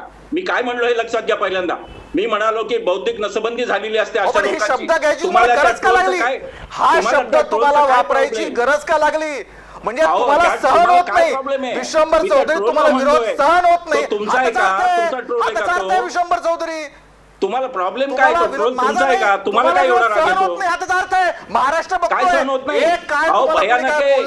अहो तुमची घोषणा होती, तुमची घोषणा होती, फार सहिष्णू झाला. केशव वन बाय वन बोलूया. केशव वन बाय वन बोलूया. केशव उपाध्ये तुम्ही फार सहिष्णू झालात. ऐका ना, गोष्ट आहे, चांगली गोष्ट आहे. तुम्ही सहिष्णू झालात. ऐका माझा. तुम्ही सहिष्णू झालात. तुम्ही सहिष्णू झालात ही चांगली गोष्ट आहे. तुमच्या ऐका ना वन बाय वन बोलूया. ट्रोलिंगचं पत्ता पुढे आता. आम्ही सहिष्णू आहोत. तो मुद्दा तुम्ही सहिष्णू असता तर 93 साली तुमची घोषणा होती, देश के गद्दारों को जूते मारो सालों को, ही तुमची घोषणा होती. तुम्ही सहिष्णू होतो. किरण रिजिजू काय बोलतो बघा. मंत्री डोकं त्या मंत्र्याला आहे का बघा. ते किरण रिजिजूला तो काय बोलतो. साक्षी महाराज काय बोलतात बघा. साक्षी महाराज तुमचे काय बोलतात बघा. तुम्ही काढून पहा त्यांचा इतिहास सहिष्णुतेचा. साक्षी महाराज काय बोलतात बघा. बघा ना तुम्ही. मी कशाला सांगू? त्याला बोलण्याचा अधिकार नाहीये. त्यांना बोलायचा अधिकार आहे. पाकिस्तानचा कौतुक करायचा अधिकार इथला काही जणांना नाही. ही ढोंगी भूमिका. पाकिस्तानच्या कौतुक करायचा अधिकार, वा मानवतावाद, कौतुक करायचा पाकिस्तान तो अधिकार आहे. पण पाकिस्तानच्या विरोधात जर कोणी बोललं तर मात्र तो अधिकार नाही. बघा काय बोलतात. काय असं तशा अर्थानं म्हणत नाहीये. तशा अर्थानं म्हणत नाहीये केशव. तसंच नरेंद्र मोदींनी केलं. नरेंद्र मोदी नाही तुम्ही काय म्हणालात? साडी घेऊन गेले. नवाज शरीफच्या आईला साडी कोण घेऊन गेलं? विश्वंभर चौधरी गेला का? कोणी यात्रा काढली? वाजपेयींनी यात्रा काढली. विश्वंभर चौधरींनी काढली का? प्रयत्न करतात, केले पाहिजेत. ते प्रयत्न केले पाहिजेत. पण त्याला तुम्ही काय म्हणतात ते सांगा. जसा तुम्हाला अधिकार आहे पाकिस्तानचं कौतुक करण्याचा, तसा पाकिस्तानचा कौतुक अधिकार तुम्हाला दिला आहे. तुम्ही करा. तो आक्षेप नाहीये. आम्हाला भूमिका मांडण्याचा अधिकार आहे. ती मांडणार. त्याला ट्रोल नाही म्हणायचं. त्याला ट्रोल म्हणायचं नाही. केशव उपाध्ये एक शब्द लगेच नसबंदीची भाषा तुम्ही करता. ऐका केशव उपाध्ये ऐका. तुम्ही काय म्हणालात? केशव उपाध्ये तुम्ही काय म्हणालात? तुम्ही तेच बोलता. विश्वंभर चौधरींनी आज नवी व्याख्या केलेली आहे. नवा आरोप केलेला आहे तुमच्यावर. काय म्हणाले ते? तुम्ही इतरांना सुडो सेक्युलरिझम म्हणून हिनवता. ते म्हणाले तुमचा राष्ट्रवाद हा सुडो नॅशनलिझम आहे, सुडो नॅशनलिझम असं ते म्हणाले की तुमचा राष्ट्रवाद हा तुम्ही आयात केलेला आहे आणि तो एक प्रकारचा सुडो नॅशनलिझम.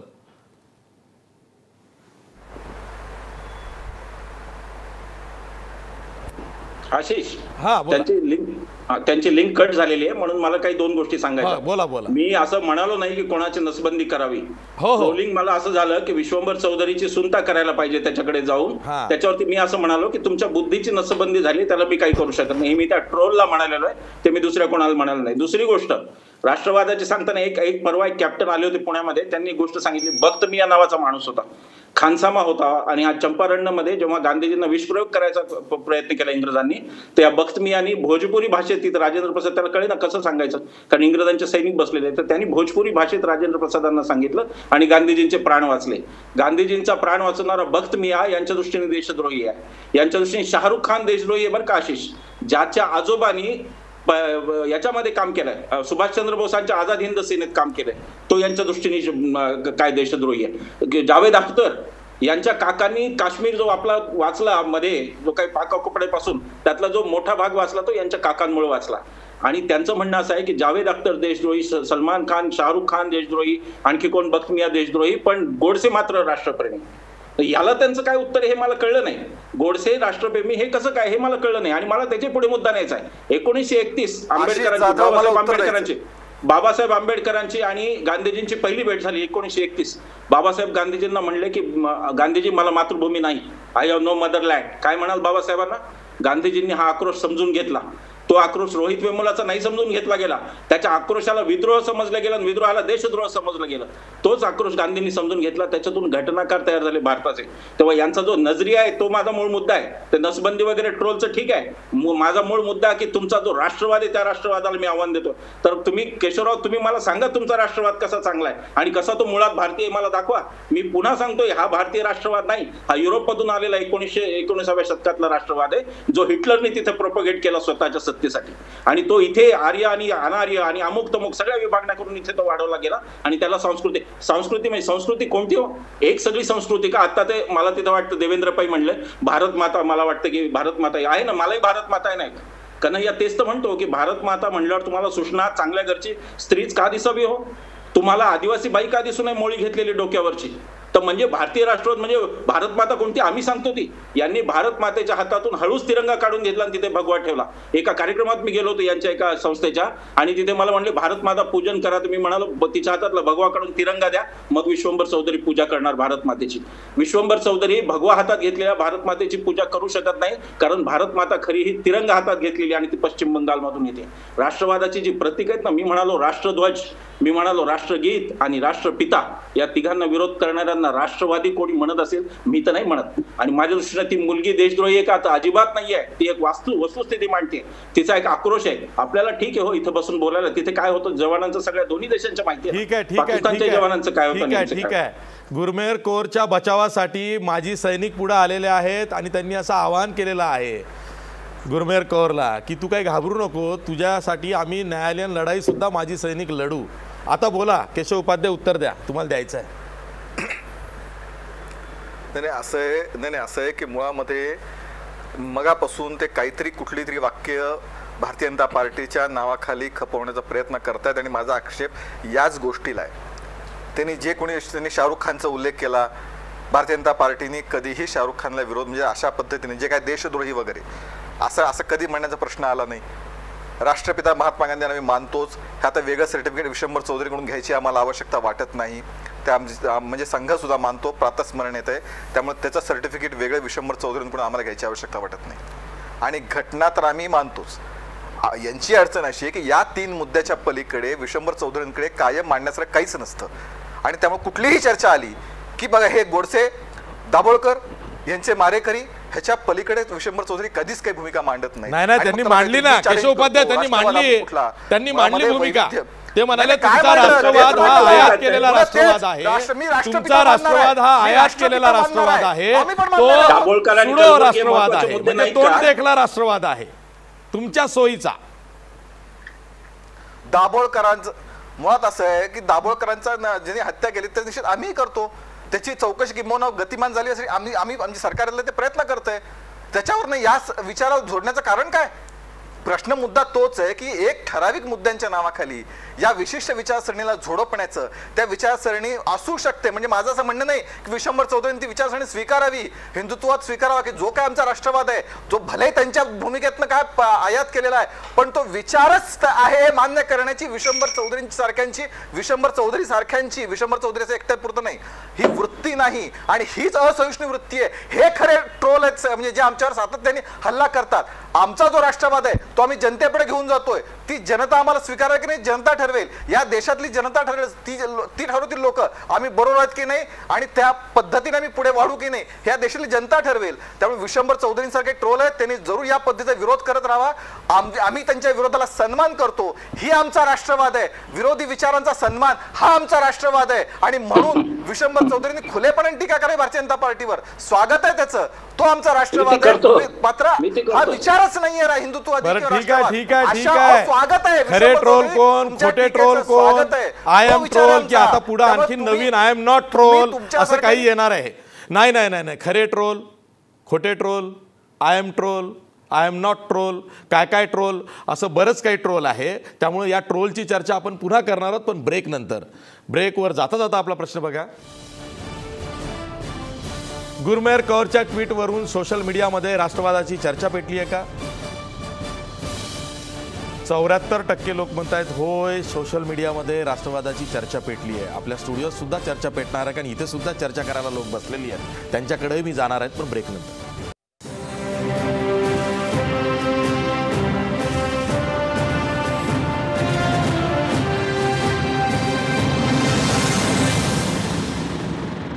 ब्रेक नंतर पुन्हा तुमचं स्वागत. मी आपल्या स्टुडिओमध्ये चर्चा करतोय, शेवटचा सेगमेंट आहे. आशिष, ज्या पद्धतीनं ही सगळी चर्चा रंगते आहे हेच तर होतं ना की एखादा विषय हा नकळत काय टोक गाठतो आणि मग त्यावरती हे सगळं ट्रोलिंग सुरू होऊन जातं आणि मग हा विषय काही थांबत नाही, आवाक्याबाहेर जातो. असंच काहीसं गुरमेहरच्या ट्विटचं झालं आहे. मला हेच वाटतं की टोक गाठणं जो तुम्ही शब्दप्रयोग म्हटला की ज्याला आपण पोलरायझेशन म्हणतो, ध्रुवीकरण म्हणतो, ते या केसमध्ये आणि हल्ली एकूणच खूप जोरात व्हायला लागलं आहे आणि त्यामुळे सर्वसामान्य लोक भरडले जातात. म्हणजे उदाहरणार्थ एका बाजूला एक्स्ट्रीम विचार आहे डाव्यांचा आणि डाव्या संघटना JNUमध्ये वगैरे घोषणाबाजी करतात आणि ते अनेक वेळा भारताचे तुकडे व्हायला पाहिजे अशा अर्थाच्या पण घोषणा करतात. त्यांनी खरंच दिल्या नाही दिल्या यावरनं कोर्ट केसेस सुरू आहेत, पण त्यांचे अनेक असे विचार आहेत जे टोकाचे आहेत. दुसरीकडे आपण पाहतोय अभाविपसारख्या उजव्या विचारांच्या संघटना आहेत आणि त्यांचे विचार पण हे अनेकदा टोकाचे असतात किंवा अनेकदा आम्ही म्हणतो हाच राष्ट्रवाद खरा असा त्यांचा आग्रह असतो. या दोन्ही प्रकारच्या टोकांमध्ये लोकांना एखादी भूमिका घ्यायला भाग पाडलं जातं. म्हणजे उदाहरणार्थ मी साधं स्वतःचं उदाहरण सांगतो की मी जर कोणती भूमिका मांडायचा प्रयत्न केला तर एखादा उजव्या बाजूचा विचार ट्रोल येईल आणि तो मला ढकलून जाईल दुसऱ्या बाजूला की तू तर पाकिस्तानीच आहेस, किंवा जर समजा मी आत्ता समजा भाजप जिंकली आणि त्याबद्दल काही लिहिलं तर हा लगेच येईल आणि तू तर भाजपचा कुत्राच आहेस वगैरे असं काहीतरी लिहिणार. सो या पूर्ण प्रकारामुळे काय होतंय की दोन पोल्स तयार होत आहेत आणि कोणालाही मधून चालायला परवानगीच नाहीये. तुम्ही एकतर हे टोक गाठा नाही तर ते टोक गाठा आणि यामुळे हे असहिष्णुतेचं वातावरण खूप मोठ्या प्रमाणात निर्माण होतं. मला वाटतं दिल्लीमध्ये आजचा जो आपला चर्चेचा विषय आहे तो दिल्लीमध्ये रामजस कॉलेजपासून सुरू झालेला आहे. तिथे पण हेच झालं आहे. JNUमध्ये डाव्या संघटनांचा जोर आहे आणि DUमध्ये अभाविप नेहमी जिंकून येते आणि त्यामुळे हे दोन विद्यापीठांमधलं वैचारिक संघर्ष आहे आणि आता त्याला राष्ट्रीय स्वरूप प्राप्त झालं कारण त्यामध्ये सर्व राजकीय पक्ष सुद्धा घुसले आहेत. आता घुसले आहेत असंच म्हणावं लागेल.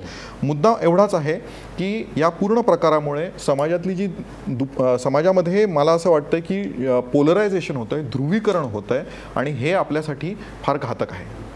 देवेंद्र, मुद्दा असा आहे की ट्विटरवर जर तुम्ही गेलात तर सेक्युलरिझमला काउंटर केलं जातं सुडो सेक्युलरिझम आणि एखाद्याने जर का सेक्युलर गोष्ट त्यात मांडली तर तिला लागलीच काउंटर केली जाते आणि मग त्यात ते ट्रोल येतात, ट्रोलिंग येतं. असं का होतं? का हा विचार पटत नाही आहे? का एवढा बाउन्स बॅक त्यावरती होतोय? आणि हे 2014 पासून जास्त दिसतंय की आता बोलायचं नाही आमचं सरकार आलेलं आहे, नाहीतर आम्ही बघू, अशा प्रकारची एक भावना त्यामध्ये तुम्ही जर का ते बघितलं, नीट हाताळलं तर ते लक्षात येतं आहे. त्यामुळे उजवी विचारसरणी ही अतिरेकी बनते आहे, ती जास्त हावी होण्याचा प्रयत्न करते, ती स्वतःवर दुसऱ्यांवर लादण्याचा प्रयत्न करते, अशी टीका होते.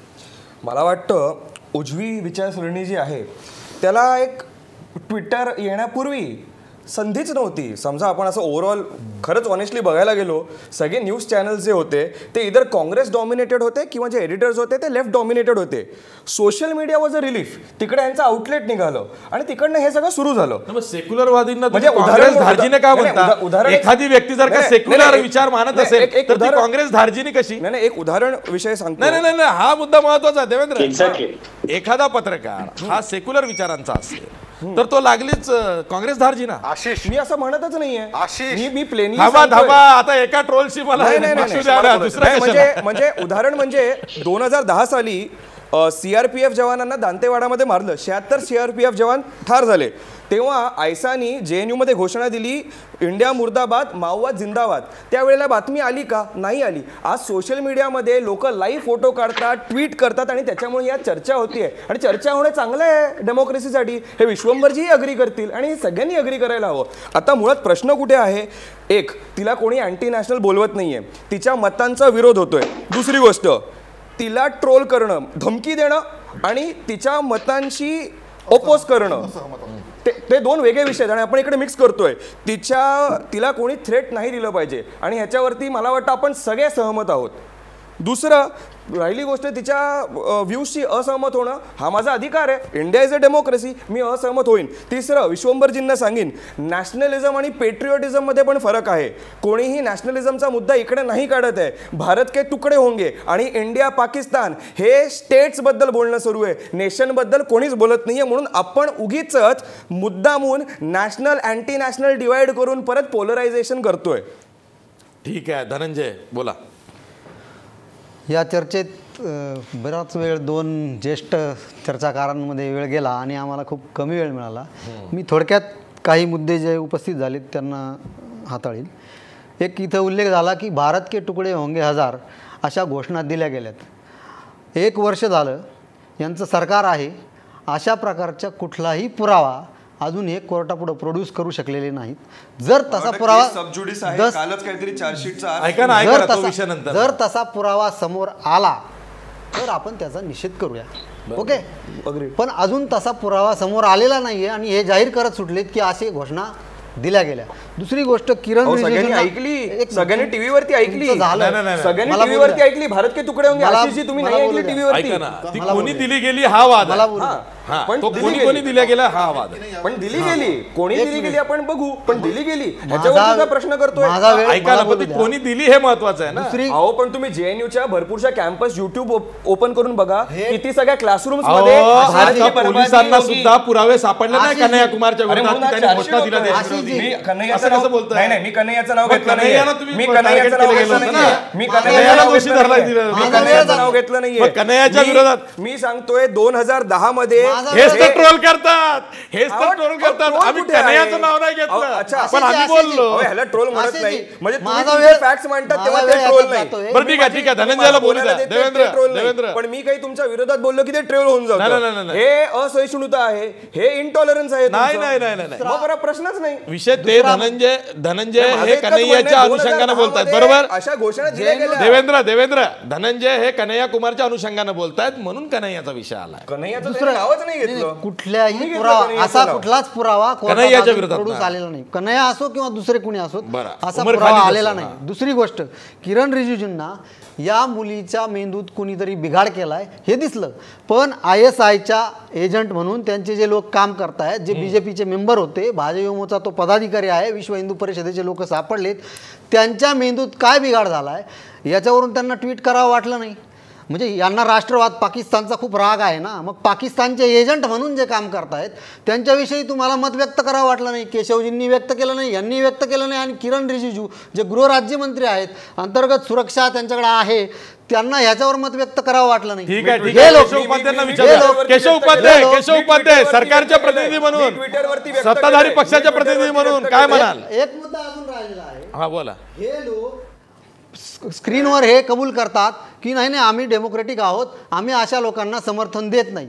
पण सरकार अशा लोकांच्या विरुद्ध जे दहशत पसरवतात, जे गोमांस बाळगल्याच्या आरोपावरून कुणालाही मारून टाकतात, अशा लोकांवर कारवाई करतं का? आणि जे त्याला पाठिंबा देतो तो आमदार पंतप्रधानांच्या स्टेजवर दिसतो, त्याचा सत्कार होतो. याचा अर्थ जनता काय घेते की बाबा या एलिमेंट्सला सरकारचा पाठिंबा आहे. कॅमेऱ्यासमोर ते काहीही बोलत, म्हणजे ट्रोल जसं करतात बोलायचं आणि नाव छुपं ठेवायचं, तसंच हे लोक गोडसेला आत्ता नाकारतात आणि प्रत्यक्षात त्याचा पुलाला नाव देतात किंवा कुठे इमारतीला नाव देतात आणि कॅमेऱ्यासमोर ते सगळं अमान्य करतात की बाबा आम्हाला हे सगळं मान्य ठीक आहे नाही. आशिष. मला फक्त केशव उपाध्यायांकडे सरकारचे प्रतिनिधी म्हणून जाण्यापूर्वी एक प्रश्न त्यांनाच विचारायचा आहे. मी क्विंटसाठी काम करतो आणि आमची रिपोर्टर तरुणी कुमार ही त्या दिवशी तिथे रिपोर्टिंगला होती ज्यावेळेस निषेध मोर्चा निघाला होता आणि त्यावेळेस तिच्यावर सुद्धा अभाविपच्या विद्यार्थ्यांनी हल्ला केला आणि तुम्ही देशद्रोही आहात, तुमचं वेबसाईट देशद्रोही आहे असं म्हणून तिच्यावरती हल्ला केला. ज्यावेळेस ती सगळी मंडळी पोलीस स्टेशनच्या इथे गेली त्यावेळेस पोलिसांनी परत त्यांना लाठीमार केला. ह्या सगळ्या गोष्टींचं आमच्याकडे फुटेज आहे, ते वेबसाईटवर पण आहे. मुद्दा हा आहे की मी असं नाही म्हणते की फक्त अभाविपेचे विद्यार्थी गुंड पद्धतीने वागतात, डावे पण गुंड पद्धतीने वागले. पण या स्पेसिफिक केसमध्ये माझ्या सहकार्यासोबत असं घडलेलं आहे, तिच्यासोबत असं घडलंय की तिला मारलं, तिचा चष्मा फोडला आणि हे सगळं ती फेसबुक लाईव्ह करत असताना घडलंय. त्यामुळे ते सगळं फुटेज अवेलेबल आहे की तुम्ही देशद्रोही आहात, तुम्ही देशद्रोही आहात म्हणून तिला मारले, पत्रकारांवरही हल्ला झालाय. तर यांच्या विरुद्ध सरकार काय करणार आहे हे पण त्यांनी सांगावं. केशव उपाध्याय, याला जोडूनच एक उपप्रश्न आहे की कन्हैया कुमारच्या विरोधात त्यानं देशविरोधी घोषणा दिल्या, हे पुरावे पोलिसांना अजून सापडलेले नाहीयेत. झाले सगळे प्रश्न विचारून तर उत्तर देतो. हो बस तुमच्यापासूनच संपवतो. देतो उत्तर. येस, मुळात असं आहे, ज्या आमच्या SFI डाव्या संघटनेच्या मित्रांनी मुद्दा मांडला की काय पाकिस्तानच्या ISIला मदत करणारे कोण भाजपचे कार्यकर्ते सापडले वगैरे. मुळामध्ये जे इथे सापडले ते मध्य प्रदेशमध्ये भारतीय जनता पार्टीचं सरकार होतं आणि सापडल्यानंतर त्यांच्यावर कारवाई केली. त्याच्यामध्ये कुणालाही तडजोड करण्याची, तिथं कुठेही कुणाला पाठीशी घालण्याचा प्रश्न येत नाही. जो कायद्यासमोर असेल तो कायद्यानुसार कारवाई होईल. कायद्यासमोर सर्व समान असतील, ह्याच्याबद्दल दुमत बाळगण्याचं कारण नाही. नाही कारवाईचं म्हणत नाहीयेत केशव, ते कारवाईचं नाही म्हणाले. ते म्हणाले ISIचा एजंट तिथं काय करत होता, कसा सापडला असं तो म्हणत होते. असं आहे की मानवी प्रवृत्ती जिथं आता असतील, आता त्यांच्या मेंदूत कुणाच्या मेंदूत काय आहे, आता कुणाचा मेंदू कशा पद्धतीने वागतोय, कुणाचा मेंदू कशा पद्धतीने वागतोय, पण ज्यावेळी लक्षात येतं त्यावेळी ती कारवाई काय करतो हे जास्त महत्त्वाचं असतं. पाठीशी घातलं जात नाही. हा पहिला मुद्दा. दुसरा मुद्दा आशिष दीक्षितांचा मुद्दा त्यांनी सांगितला. आशिष दीक्षितजी, या देशामध्ये कायद्याचंच राज्य आहे, कोर्टाचं राज्य, म्हणजे कोर्टातही तुम्ही जाऊ शकता जर पोलिसांनी ऐकलं नाही तर. जे कोणी मग ते भले विद्यार्थी परिषदेचे असतील त्यांच्यावरती कारवाई होईल, त्याच्याबद्दल शंका बाळगण्याचं कारण नाही. आणि मला असं वाटतं तुम्ही ज्या मताशात की या देशात कायद्याचं राज्य आहे, त्यामुळे त्याच्यासमोर जे असेल त्या पद्धतीने सगळं होईल. तिसरं त्याच्यामध्ये आशिष मगापासून एक मुद्दा देवेंद्र विचारतोस की सेक्युलर एखादा असेल तर त्याला तुम्ही प्रश्न का उपस्थित करता. आता माझं म्हणणं आहे की जसा सेक्युलर माणूस जसा त्याला प्रश्न उपस्थित करण्याचा अधिकार आहे, तसं हे असं का हे म्हणण्याचा अधिकार समोरच्याला असला पाहिजे ना. तो अधिकार नाहीये हे तुम्ही का म्हणता की तुम्ही असं बोलायचंच नाही. केशव उपाध्याय, मी काय म्हणालो होतो की एखादा सेक्युलर माणूस असेल, एखादी व्यक्ती सेक्युलर असेल तर तिला काँग्रेस धार्जिना असं का म्हटलं जातं, का समजलं जातं. पण हे सेक्युलर पण कोण डिसाईड करतं? तुम्ही डिसाईड करणार का? सेक्युलर पण सर्व धर्मनिरपेक्ष, सर्व समभाव हे मी मानतो, म्हणजे मी सेक्युलर. सेक्युलरिझमचं डेफिनेशन आहे सेपरेशन. मी देशातली विविधता, देशाच्या विविधतेमध्ये एकता आहे, तो सर्व धर्म समान आहे, सर्व जाती धर्माच्या चर्चा झाली, मी सर्वांना समान झाली. मला सांगा, म्हणजे मी सेक्युलर असं मी मानतो. इथं काँग्रेस कुठं आलं? मी कुठे? तुम्हीच म्हणतायत काँग्रेस. मी म्हणतोय काँग्रेसचं एक. तुम्ही काय म्हणाले? सगळे पत्रकार आणि चॅनल्स हे काँग्रेसवाले होते, काँग्रेसचा पगडा होता, तुम्ही म्हणाला तो काँग्रेसचा पकडा फॅक्ट आहे. तुम्ही त्यांना सेक्युलर म्हणताय, मी त्यांना तुम्ही सरसकट सगळ्यांना धरताय. पण तुम्हाला कोणी अधिकार मी जर का सेक्युलर असेल तर मी काँग्रेसवाला झालो. मला बोलू मी द्या. त्यांचा विरोध करतो मग मी कम्युनल झालो. तुम्हाला कोण म्हणतंय? आशिष तुम्ही म्हणा मी राईट विंग ऍक्टिव्हिस्ट. आशिष किती ट्रोल करणार देवेंद्रला? मी आशिष किती ट्रोल करणार? मी राईट विंग म्हणजे मी सेक्युलर नाही. आशिष अरे मग तुम्ही काय म्हणता मी उजव्या विचारसरणीचा म्हणजे कट्टर विचारसरणीचा? असं कोणी नाही म्हटलंय. असं माझं बिलकुल मत नाहीये. उजव्या विचारसरणीचा म्हणजे कट्टर विचारसरणीचा असं माझं बिलकुल मत नाही. यांचं मत आहे. बरं त्यांचं मत माझ्यावरती लादतायत आणि मला ट्रोल करतायत आता. आशिष ठीक आहे. आशिष किती ट्रोल करता तुम्ही त्याला देवेंद्रला? अरे आपण काय ट्रोलिंग खेळत नाही आहोत. ते विचाराची लढाई विचाराने लढतो आहोत. हा बोला. एक्झॅक्टली. नाही मुळात असं आहे की त्यामुळे विचार जे तुमचं शेवटचं वाक्य आहे, विचारांची लढाई ही विचारांनी झाली पाहिजे, हे जर आम्हाला मान्य आहे तर मुळात आशिष पहिल्यांदा दुसरा काही विचार असू शकतो हे मान्य करायची तयारी ठेवा. आणि डावे आणि ही जे काही तथाकथित बुद्धिवादी मंडळी स्वतःला म्हणून घेतात हे आमचा विचार आहे हे मानायलाच तयार नाहीयेत. आणि त्यामुळे ही चर्चा, बरं हा देश मोठा आहे, सोशल मीडिया कुणी कंट्रोल करू शकत नाही. अनेक गोष्टी अनेक अँगल आतापर्यंत दडपून ठेवले जायचे ते आता समोर येत आहेत आणि त्यातनं अशा प्रकारे चर्चा होते. त्यामुळे त्याला लगेच तुम्ही ट्रोलिंगचं नाव देणार हे बरोबर नाही ना. तुम्ही आमच्यावर अन्याय करताय. खरे ट्रोल आता असं बघताय आशिष जाधवच त्या देवेंद्र ट्रोलिंग करतायत हे सगळं बघतोय आम्ही सगळे. असं काही नाही. जर का हे नसतं तर गुरमेहर कौर दिल्लीतून कुठे दुसरीकडे गेली नसती, जालंधरला गेली नसती. तिच्या पाठीमागे सगळे लागले ट्विटरवरून इकडून तिकडून पर्सनली तिला धमक्या देत बसले.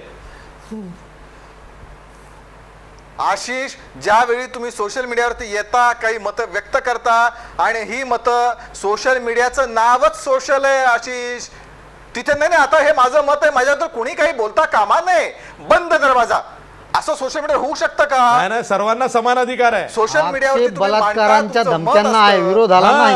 आक्षेप सगळ्यांनाच आहे बलात्काराच्या धमक्यांना. कोणी समर्थन करत आहे ना, ऐसा केली नाही ना कोणी एक्झॅक्टली त्याचा निषेध आहे.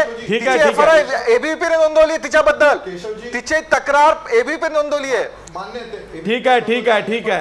लास्ट कॉमेंट देवेंद्र, मला फक्त एवढंच विचारायचं आहे. केशव उपाध्याय आता म्हणाले की आमचं म्हणणं आहे की वेगळ्या विचारांना तुम्ही परवानगी द्या, सहिष्णुता असायला हवी, आणि खूपच चांगली गोष्ट आहे जी केशव उपाध्याय मांडतात. माझं म्हणणं एवढंच आहे की अशा पद्धतीने विचार ज्या क्षणाला मी सोशल मीडियावरती व्यक्त करतो त्यावेळेस जी माझ्यावरती अक्षरशः तुटून पडतात, अक्षरशः एखादं टोळकं यावं आणि ते तुटून पडतात. म्हणजे मी अक्षरशः आशिष असा अनुभवलं आहे अनेक वेळा की मी एखादी गोष्ट ट्विट केली आणि मी सकाळी जस्ट उठून पाहतो, रात्रभर फोन तो व्हायब्रेट मोडवर असतो, सकाळी उठून पाहतो त्यावेळेस अक्षरशः 300 400 500 लोकांचे शिवीगाळ असतो अगदी.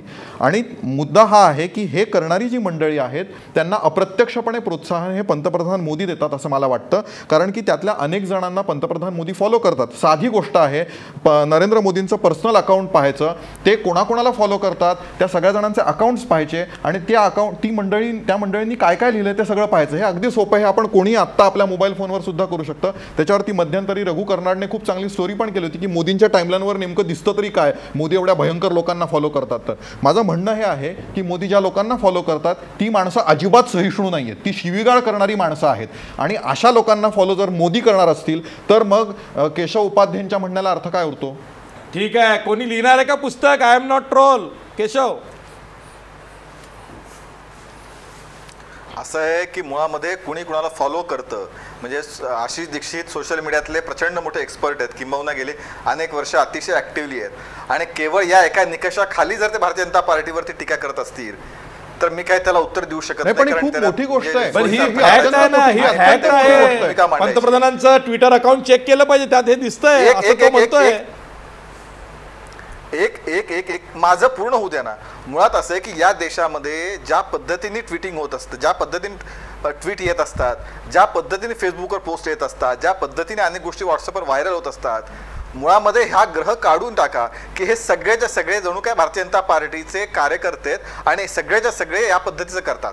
या देशामध्ये आपल्या पद्धतीने स्वतंत्र पद्धतीने विचार करणारे काही लोक आहेत, ती त्यांना वाटती ती भूमिका मांडती. त्यांना पुन्हा एकदा हाच प्रश्न आहे की त्यांना तुम्ही एका चौकटीत बंद करता आणि त्यांना तुम्ही ढकलून देता की हे असेच आहेत म्हणून.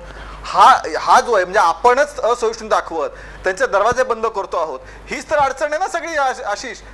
नाही, मला- नाही ऍक्च्युली हे ट्रोलिंग किंवा ट्रोल याचा अर्थ काय आता मला एकदम सोपा अर्थ कळला. सोपा अर्थ केशव ऐका, हे ट्रोल जे आहे ना हे सोपं काय, एखाद्याचं काही मांडलं रे मांडलं त्याचं तोंड दाबण्यासाठी हे ट्रोल उभे केलेले आहे. म्हणजे त्याला ट्रोल करून त्याला बिलकुल त्याचा पिच्छा पुरवायचा, त्याला बिलकुल त्रास द्यायचा की त्याला पुढं नको रे बाबा ही संगत म्हणून सोडून द्यायचं. आशिष जाधव सोशल मीडियामध्ये इतकी लोक इतक्या पद्धतीने व्यक्त होत असतात, त्याच्यामुळे हे काही जणू ठरवून केलं जातं असं म्हणणं म्हणजे आपण सोशल म्हणजे मग फारच पुस्तक आलेलं आहे, सर्वात जास्त खपाचं पुस्तक होत आहे आय एम ट्रोल. स्वाती चतुर्वेदीचं पुस्तक किती गाजलंय. एकांगी कसं पुस्तक आहे त्याची दुसरी बाजू पण सांगतो किती एकांगी पद्धतीचं पुस्तक आहे ते, याच्यामध्ये त्याची चर्चा करू. नाही, आपण ट्रोलच्या विषयावरती बोलतोय तर हे वास्तव आहे की अनेक राजकीय पक्ष आणि याच्यात फक्त भाजपने जवळपास सगळे राजकीय पक्ष हे ट्रोल्स पाळतात. म्हणजे मला एका राजकीय नेत्याकडे काम करणाऱ्या त्या नेत्याच्या सोशल मीडिया ऑफिसमध्ये काम करणाऱ्या व्यक्तीने सांगितलं, आणि ही भाजपसाठीच्या नेत्याची नाही आहे, ही दुसऱ्या एका पार्टीच्या नेत्याची, आणि त्या व्यक्तीने सांगितलं की आम्ही आमचे व्हॉट्सॲप ग्रुप्स तयार केलेले आहेत आणि त्या व्हॉट्सॲप ग्रुपमधली माणसं ही पूर्ण महाराष्ट्रभर पसरलेली आहेत. जर आमच्या सन्माननीय नेत्याविरुद्ध कोणी एक शब्द जरी काढला ट्विटरवरती तर आम्ही एक 3-4 मेसेजेस तयार करतो आणि ते व्हॉट्सॲपवरून त्यांना पाठवतो, मग ते आपापल्या ट्विटर अकाउंटवरून त्या व्यक्तीवरती तुटून पडतात. म्हणजे ही किती शिस्तबद्ध पद्धतीने म्हणजे त्यांची रचना असते अक्षरशः या फौजेची, आणि मग ते त्या व्यक्तीवरती तुटून पडतात. आणि हे सगळेच राजकीय पक्ष कमी अधिक प्रमाणात करतात. यापैकी अनेक जणांना पैसे देऊन किंवा अनेक कंपन्या हायर सुद्धा केल्या जातात. त्यामुळे जर आपण पाहिलं की ही मंडळी बऱ्याचदा एखादी गोष्ट ट्रेंड करून आणण्यासाठी किंवा एखाद्या व्यक्तीवर हल्ला करण्यासाठी जी माणसं वापरली जातात ती कुठून ट्विट करतायत हे जर आपण पाहिलं, त्यातल्या एक्सपर्ट्सना विचारलं तर कधी कधी जोहान्सबर्गमधून येत असतात, कधी कधी झिम्बाब्वेमधनं येत असतात. त्यामुळे मला असं वाटतं की सगळेच राजकीय पक्ष, पण अर्थात माझा मूळ मुद्दा हा आहे की जी सुरुवात भाजपने केली मोठ्या प्रमाणात हल्ला करण्याची, आणि त्याचं कारण देवेंद्रने सांगितलं, कारण की भाजपच्या लोकांना वाटत होतं आपलं प्रतिनिधित्व माध्यमांमध्ये नाहीये. त्याच्यात नाहीला सुरुवात झाली, पण आता मात्र सगळ्या पक्षांनी ते स्वीकारलेलं आहे. अजूनही सगळ्यात मोठा दबदबा भाजपचाच आहे. आता त्यांना स्पर्धा हळूहळू आम आदमी पार्टी देते, काँग्रेस खूपच मागे नेहमीप्रमाणे. दुसरं तर असंही आहे ना, तर काही ट्विटरवरचे ट्विटर बाज असे आहेत ना की नाहक एखादं ट्विट करतात आणि त्यांची अपेक्षा असते की त्यांना लोकांनी ट्रोल केलं पाहिजे आणि त्यांना उगीच चर्चेत आणलं पाहिजे. असंही होत असेल. बरोबर, असं होतच. आणि असे अनेक लोक ट्विटर सेलिब्रिटीजही होतात. एकदा ट्रोल झाले, आता गुरमेहरला म्हणायला नको, पण आता गुरमेहर नाव सगळ्यांच्या तोंडात आलेलं आहे ना. पण मला असं नाही म्हणायला पाहिजे की त्याने मुद्दामून केलं, असं नाही मी पण असं नाही म्हणत आहे, पण त्याचा एक बाय प्रोडक्ट म्हणून म्हणतोय. आणि एक कुठेतरी जेव्हा तुम्ही चुकीचं काहीच म्हणाली नाही, म्हणतच नाही चुकीचं, हा वादाचाच विषय आहे, हा चर्चेचाच विषय आहे, चुकीचं काहीच बोलली नाही. मी असं म्हणतच नाही ती चुकीचं म्हणाली. माझं मत काय आहे, गुरमेहर जेव्हा एक व्हिडिओ बनवते एका प्रोडक्शन हाऊससाठी आणि ती युट्यूबवरती अपलोड करते, त्यांच्या अपेक्षा आहेतच ना अधिक तर अधिक लोकांनी बघायला हवं. आता सगळ्याच लोकांना तिचे मतं नाही पटणार आणि हे तुम्ही एक्सपेक्ट करायला हवं. YouTube is a social media platform ज्याच्यावरती तुम्ही तुमचा व्हिडिओ अपलोड केलेला आहे, तुम्ही तुमचे मतं अपलोड केलेत, त्या मतांचा विरोध होईल आणि झाला पाहिजे. डेमोक्रेसीसाठी चांगलं आहे, पण काय चांगलं नाहीये की तुम्हाला रेपच्या धमक्या मिळतात आणि त्याची आम्ही निंदा करतो, मी व्यक्तिगत करतो. आणि मला ह्याची भरपूर चांगलं वाटलं की एबीवीपीने जाऊनच कंप्लेंट केलेलं आहे त्याच्या विरोधात. नाही देवेंद्र, काय होतंय, हे केशव म्हणतायत म्हणून, पण याच्या आधी काँग्रेसचे नेते पी चिदंबरम यांनी सरकारला आवाहन केलं की पोलिसांना सांगा त्यामध्ये केस रजिस्टर करा, तेव्हा ती झालेली आहे. अहो पण प्रश्न परत तोच येतो, गुरमेहर कौर प्रश्न काय येतो, गुरमेहर कौर प्रश्न काय येतो, काँग्रेस नेत्याला सांगावं लागलं की यामध्ये पोलीस बघ्याची भूमिका घेत आहेत. रामजस कॉलेजमध्ये सुद्धा दिल्ली पोलिसांची भूमिका ही बघायची होती. जेव्हा तिथे हिंसाचार झाला, जिथं मारहाण झाली, तेव्हा दिल्ली पोलिसांची भूमिका ही बघायची होती. हे दिसलं, जसं आता आशिषने ते उदाहरण सांगितलं त्याच्या सहकार्यात. नाही, पण एक सांगू का, जसं केशवजी पण मध्ये बोलून गेले की ज्यांनी मारलं आणि ज्याचा फोटो हिंदूमध्ये आला तो SFI चा ऍक्टिव्हिस्ट होता, प्रशांत मुखर्जी त्याचं नाव. हो, त्यानं प्रतिकारात मारलं असेल, असं होऊ शकतं. तुम्ही अज्यूम करतात, तुम्हाला माहित नसताना तुम्ही ठरवतात आणि तुम्ही एबीवीपी वाल्यांना गुण म्हणतात. मी तुला ऍक्टिव्हिस्ट म्हणतो, उदाहरण आहे. अरे त्यांच्याकडे पुरावे आहेत. मी ठरवतच नाही. पत्रकाराला मारहाण झाली, माझ्या सहकार्याला मारहाण झाली आणि ज्यावेळेस इनफॅक्ट येत होतो त्यावेळेला मी तिच्याशीच बोलत होतो आणि तिने स्पष्टपणे सांगितलं की मला मारणारी जी व्यक्ती होती किंवा तिथे मारायला सुरुवात करणारी जी माणसं होती आणि ती तिथे प्रत्यक्षदर्शी होती, ती कव्हरेजसाठी यासाठी तिथे गेली होती. ती म्हणाली की एक तर मुळात तिने पहिली गोष्ट सांगितली की हा डाव्यांनी ऑर्गनाईज केलेली प्रोटेस्ट नव्हती रामजसमधली, ती सर्व विद्यार्थ्यांनी मिळून केली होती. अर्थात डाव्यांनी ती नंतर हायजॅक केली, हा पण तितकाच महत्त्वाचा मुद्दा आहे, पण ती सगळ्यांनी मिळून केली होती. त्यामुळे त्यात सगळ्या प्रकारचे विद्यार्थी आले होते. तिचं असं म्हणणं आहे आणि माझा तिच्यावरती पूर्ण विश्वास आहे, माझी ती सहकारी, ती खोटं बोलण्याचं काही कारण नाही, की मारायला म्हणजे हिंसाचाराची सुरुवात ABVPने केली आणि नंतर मग सगळ्या क्रिया प्रतिक्रिया सगळं काही झालं. माझ्या सहकारीला सुद्धा, तरुणी कुमार तिचं नाव आहे, फेसबुकवरती आपण व्हिडिओ पाहू शकतो, इनफॅक्ट मी तो लाईव्ह पाहत होतो, तिला अचानक मारायला सुरुवात केली आणि मला कळे ना, मी पाहतोय असं आणि माझ्या सहकार्याला येऊन ते मारतात, तिचा चष्मा तुटला, तिला तोंडावरती मारलं, तू देशद्रोही आहेस वगैरे वगैरे. मला असं वाटतं प्रॉब्लेम हा आहे, जोपर्यंत देवेंद्र म्हणतोय तसं विचार पटत नाही आहेत ना, ठीक आहे आपण वाद घालूया, पण ज्या वेळेला इतक्या एक्स्ट्रीम रिॲक्शन्स यायला लागतात, ज्या वेळेला शिवीगाळ सुरू होतो, ज्या वेळेला हात उगारला जातो, तिथे प्रॉब्लेम सुरू होतो. सेलिब्रिटी काय करतायत, जे सेलिब्रिटी, मग ते वीरेंद्र सहवाग असेल, योगेश्वर दत्त असेल, ही जी लोक येऊन तिथं हौदोस घालतायत, त्या गुरमेर कौरला दोषी ठरवतायत, त्यांना अधिकार दिला कोणी? केशव,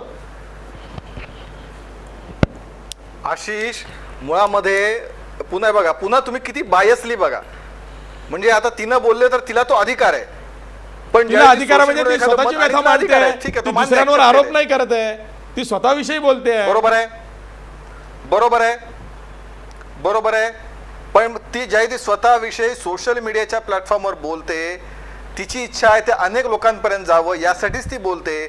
मग त्याच्याबद्दल यांना अभिव्यक्ती स्वातंत्र्य आहे, ते आहेत, बरोबर आहे की चूक आहे, आम्ही याचा मुद्दा काढत नाहीये, पण मग वीरेंद्र सहवागला मुद्दा अधिकार आहे की नाही? आज जावेद अख्तरांचं मी ट्विट काहीतरी वाचलं, ते म्हणाले काय शिक्षण नसलेले लोक अशा पद्धतीने व्यक्त करतात भावना. आता इथे शिक्षणाचा संबंध काय आला? म्हणजे शिक्षण म्हणजे जे शिकलेत त्यांनाच फक्त अभिव्यक्ती स्वातंत्र्य आहे, बाकीच्या स्वातंत्र्य नाही का? मला सांग. म्हणजे माझं त्यातलं आशिष जाधव एवढंच त्यातलं म्हणणं आहे की जर तुम्ही अशा पद्धतीने मत व्यक्त करता आहात तर दुसरी मतं येणार, ती ये सोशल मीडियाच्या जगामध्ये माझ्या म्हणजे मी फक्त मतं मांडणार, समोरच्यांनी मतं मांडायचीच नाहीत, असं एकांगीपणा हा ठेवणं हा असहिष्णुतापणा आहे. आणि दुसऱ्यांनी कुणी मत मांडलं तर ते लगेच ट्रोल झालं, ते लगेच असहिष्णू झालं, ही भूमिका मांडणंच चुकीचं आहे. आणि खऱ्या असहिष्णू हीच लोक आहेत जे आता कांगावा करतायत, आमची मतं आम्हाला मांडू दिली जात नाहीत, हीच खरी लोक आहेत, कारण यांना समोरची मतच मान्य नाही आहेत. त्यामुळे तुम्ही मतं मांडताच कशी? लोकांची सुरुवात आहे, त्यामुळे प्रश्न आहे. ठीक आहे, ठीक आहे. शेवटी मी विशंभर चौधरी यांच्याकडे जातो. विशंभर चौधरी, प्रश्न तोच आहे, उत्तर द्या ना. समोरच्याला प्रतिवाद करा, पण करताना भीती दहशत त्या उत्तरामध्ये टाकू नका की जेणेकरून वातावरण पेटेल. असं आहे आशिष, की मला वाटतं आशिष दीक्षितनी फार व्यवस्थित मांडलेलं आहे की काय या देशाची विभागणी फक्त डावे विरुद्ध हिंदुत्ववादी अशी कधी होऊ शकत नाही. या देशात फार मोठा सेक्युलर वर्ग दुसरा आहे ज्यांनी कधी हिंसा केलेली नाही. या देशात समाजवादी आहेत, या देशात गांधीवादी आहेत, आंबेडकरवादी आहेत, मुख्य म्हणजे सामान्य जनता आहे जी कुठली वादी नसली तरी ती अहिंसेच्या मार्गावर चालते, ती सेक्युलर आहे. आणि ज्यांना सेक्युलर शब्द खटकत असेल ते देशद्रोही आहेत या देशात. त्याचं कारण घटना सेक्युलर असं वर्णन करते भारताचं, भारताची राज्यघटना सेक्युलर आहे. पण असेच मुख्य विषय काय तो मी सांगतो. मुख्य विषय असा आहे की मला हे कळत नाही की पोलीस काय करत असतात. मी एक उदाहरण सांगतो. गायकवाड नावाचा एक ट्रोल आहे राष्ट्रवादीचा, तो माझ्याबद्दल काही लिहितो वाटेल तो. सरासरी मुक्तपीठ म्हणून एक ग्रुप आहे फेसबुकवरचा, तिथे वसंत मोरे नावाचा एक विकृत चित्रकार आहे, त्यांनी मेधाताईंची अण्णांची काय चित्र काढली ते लाजिरवाणे, मला मी बोलू शकत नाही तो विषय. सरासरी मुक्तपीठ, केशव उपाध्याय, तुम्ही करा चौकशी या ग्रुपची. हा फेसबुकवर आजही ग्रुप आहे, अतिशय उच्च शिक्षित मुलं आहेत याच्यामध्ये, आणि विकृत लिहिलं म्हणजे तिथल्या बायका मुली सुद्धा जे काही लिहितात ना आशिष, मला असं वाटतं की अरे कुठे चालली ही संस्कृती, काय आडनावाच्या मुले, काय नावाच्या मुलं आहेत, काय आडनाव, म्हणजे मी आडनावावरून जात नाही, मी शिक्षणावरून जातो. तर शिक्षित उच्च शिक्षित मंडळी जी आहेत ती त्या सरासरी मुक्तपीठ नावाचं, मी आता खुलेआम सांगतोय तुम्हाला,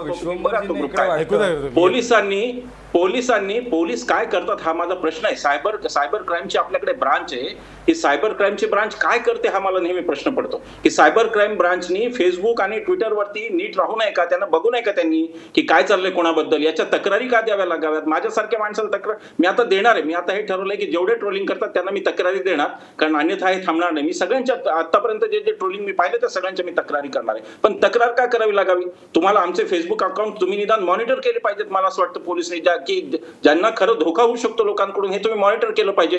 आणि आशिष, मी शेवटचं सांगतो, विचारांची लढाई विचारांनी लढली जाऊ शकते हे बरोबर आहे, पण माझी अजून एक श्रद्धा आहे की अविचाराची लढाई सुद्धा विचारांनी लढली जाऊ शकते आणि मी ती लढणार, मी ती सोडणार नाही. त्याच्यामुळे ट्रोलिंग झालं काय मला काही फरक पडत नाही, पण तुमची संस्कृती, देश किती रसातळाला जातो ते त्यातून दिसतं. आणि त्याची सुरुवात करणारे नरेंद्र मोदी, त्याच्याबद्दल कोणाच्याही मनात शंका असता कामा नये. अगदी खरं सांगितलं आशिषने की नंतर इतर सगळ्याच पक्षांनी घेतलं.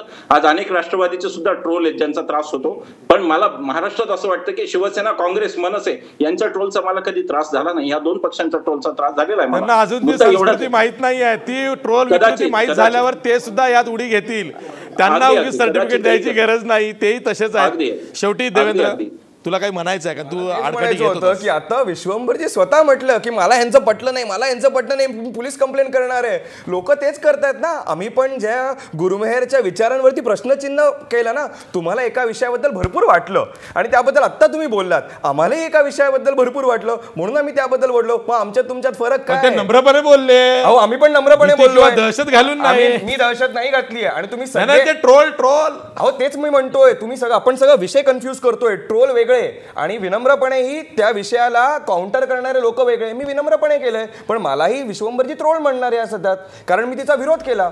विरोध करण्याचा मला पूर्ण अधिकार आहे आणि हा मला भारतीय घटनेने दिलेला आहे, बाबासाहेबांच्याच घटनेने दिलेला आहे. बरं, शेवटी मी केशव उपाध्यायांकडे जातो. केशव उपाध्याय, हे ट्रोलिंग ठेवूया बाजूला, सोशल मीडियाही ठेवूया बाजूला, पण कॉलेज कॅम्पसमधलं जे वातावरण बिघडलेलं आहे, तिथं जो सांस्कृतिक राष्ट्रवाद किंवा सांस्कृतिक दहशतवाद सुरू आहे, त्याचा जो अट्टहास केला जातोय आणि तिथली जी परिस्थिती आता चिघळलेली आहे, अशा पार्श्वभूमीवरती जर का विद्यापीठं अशी कॅम्पसेस असतील, तिथं हे प्रकार होत असतील, तर महाराष्ट्रामध्ये विद्यापीठ निवडणुका घेतल्या पाहिजेत का?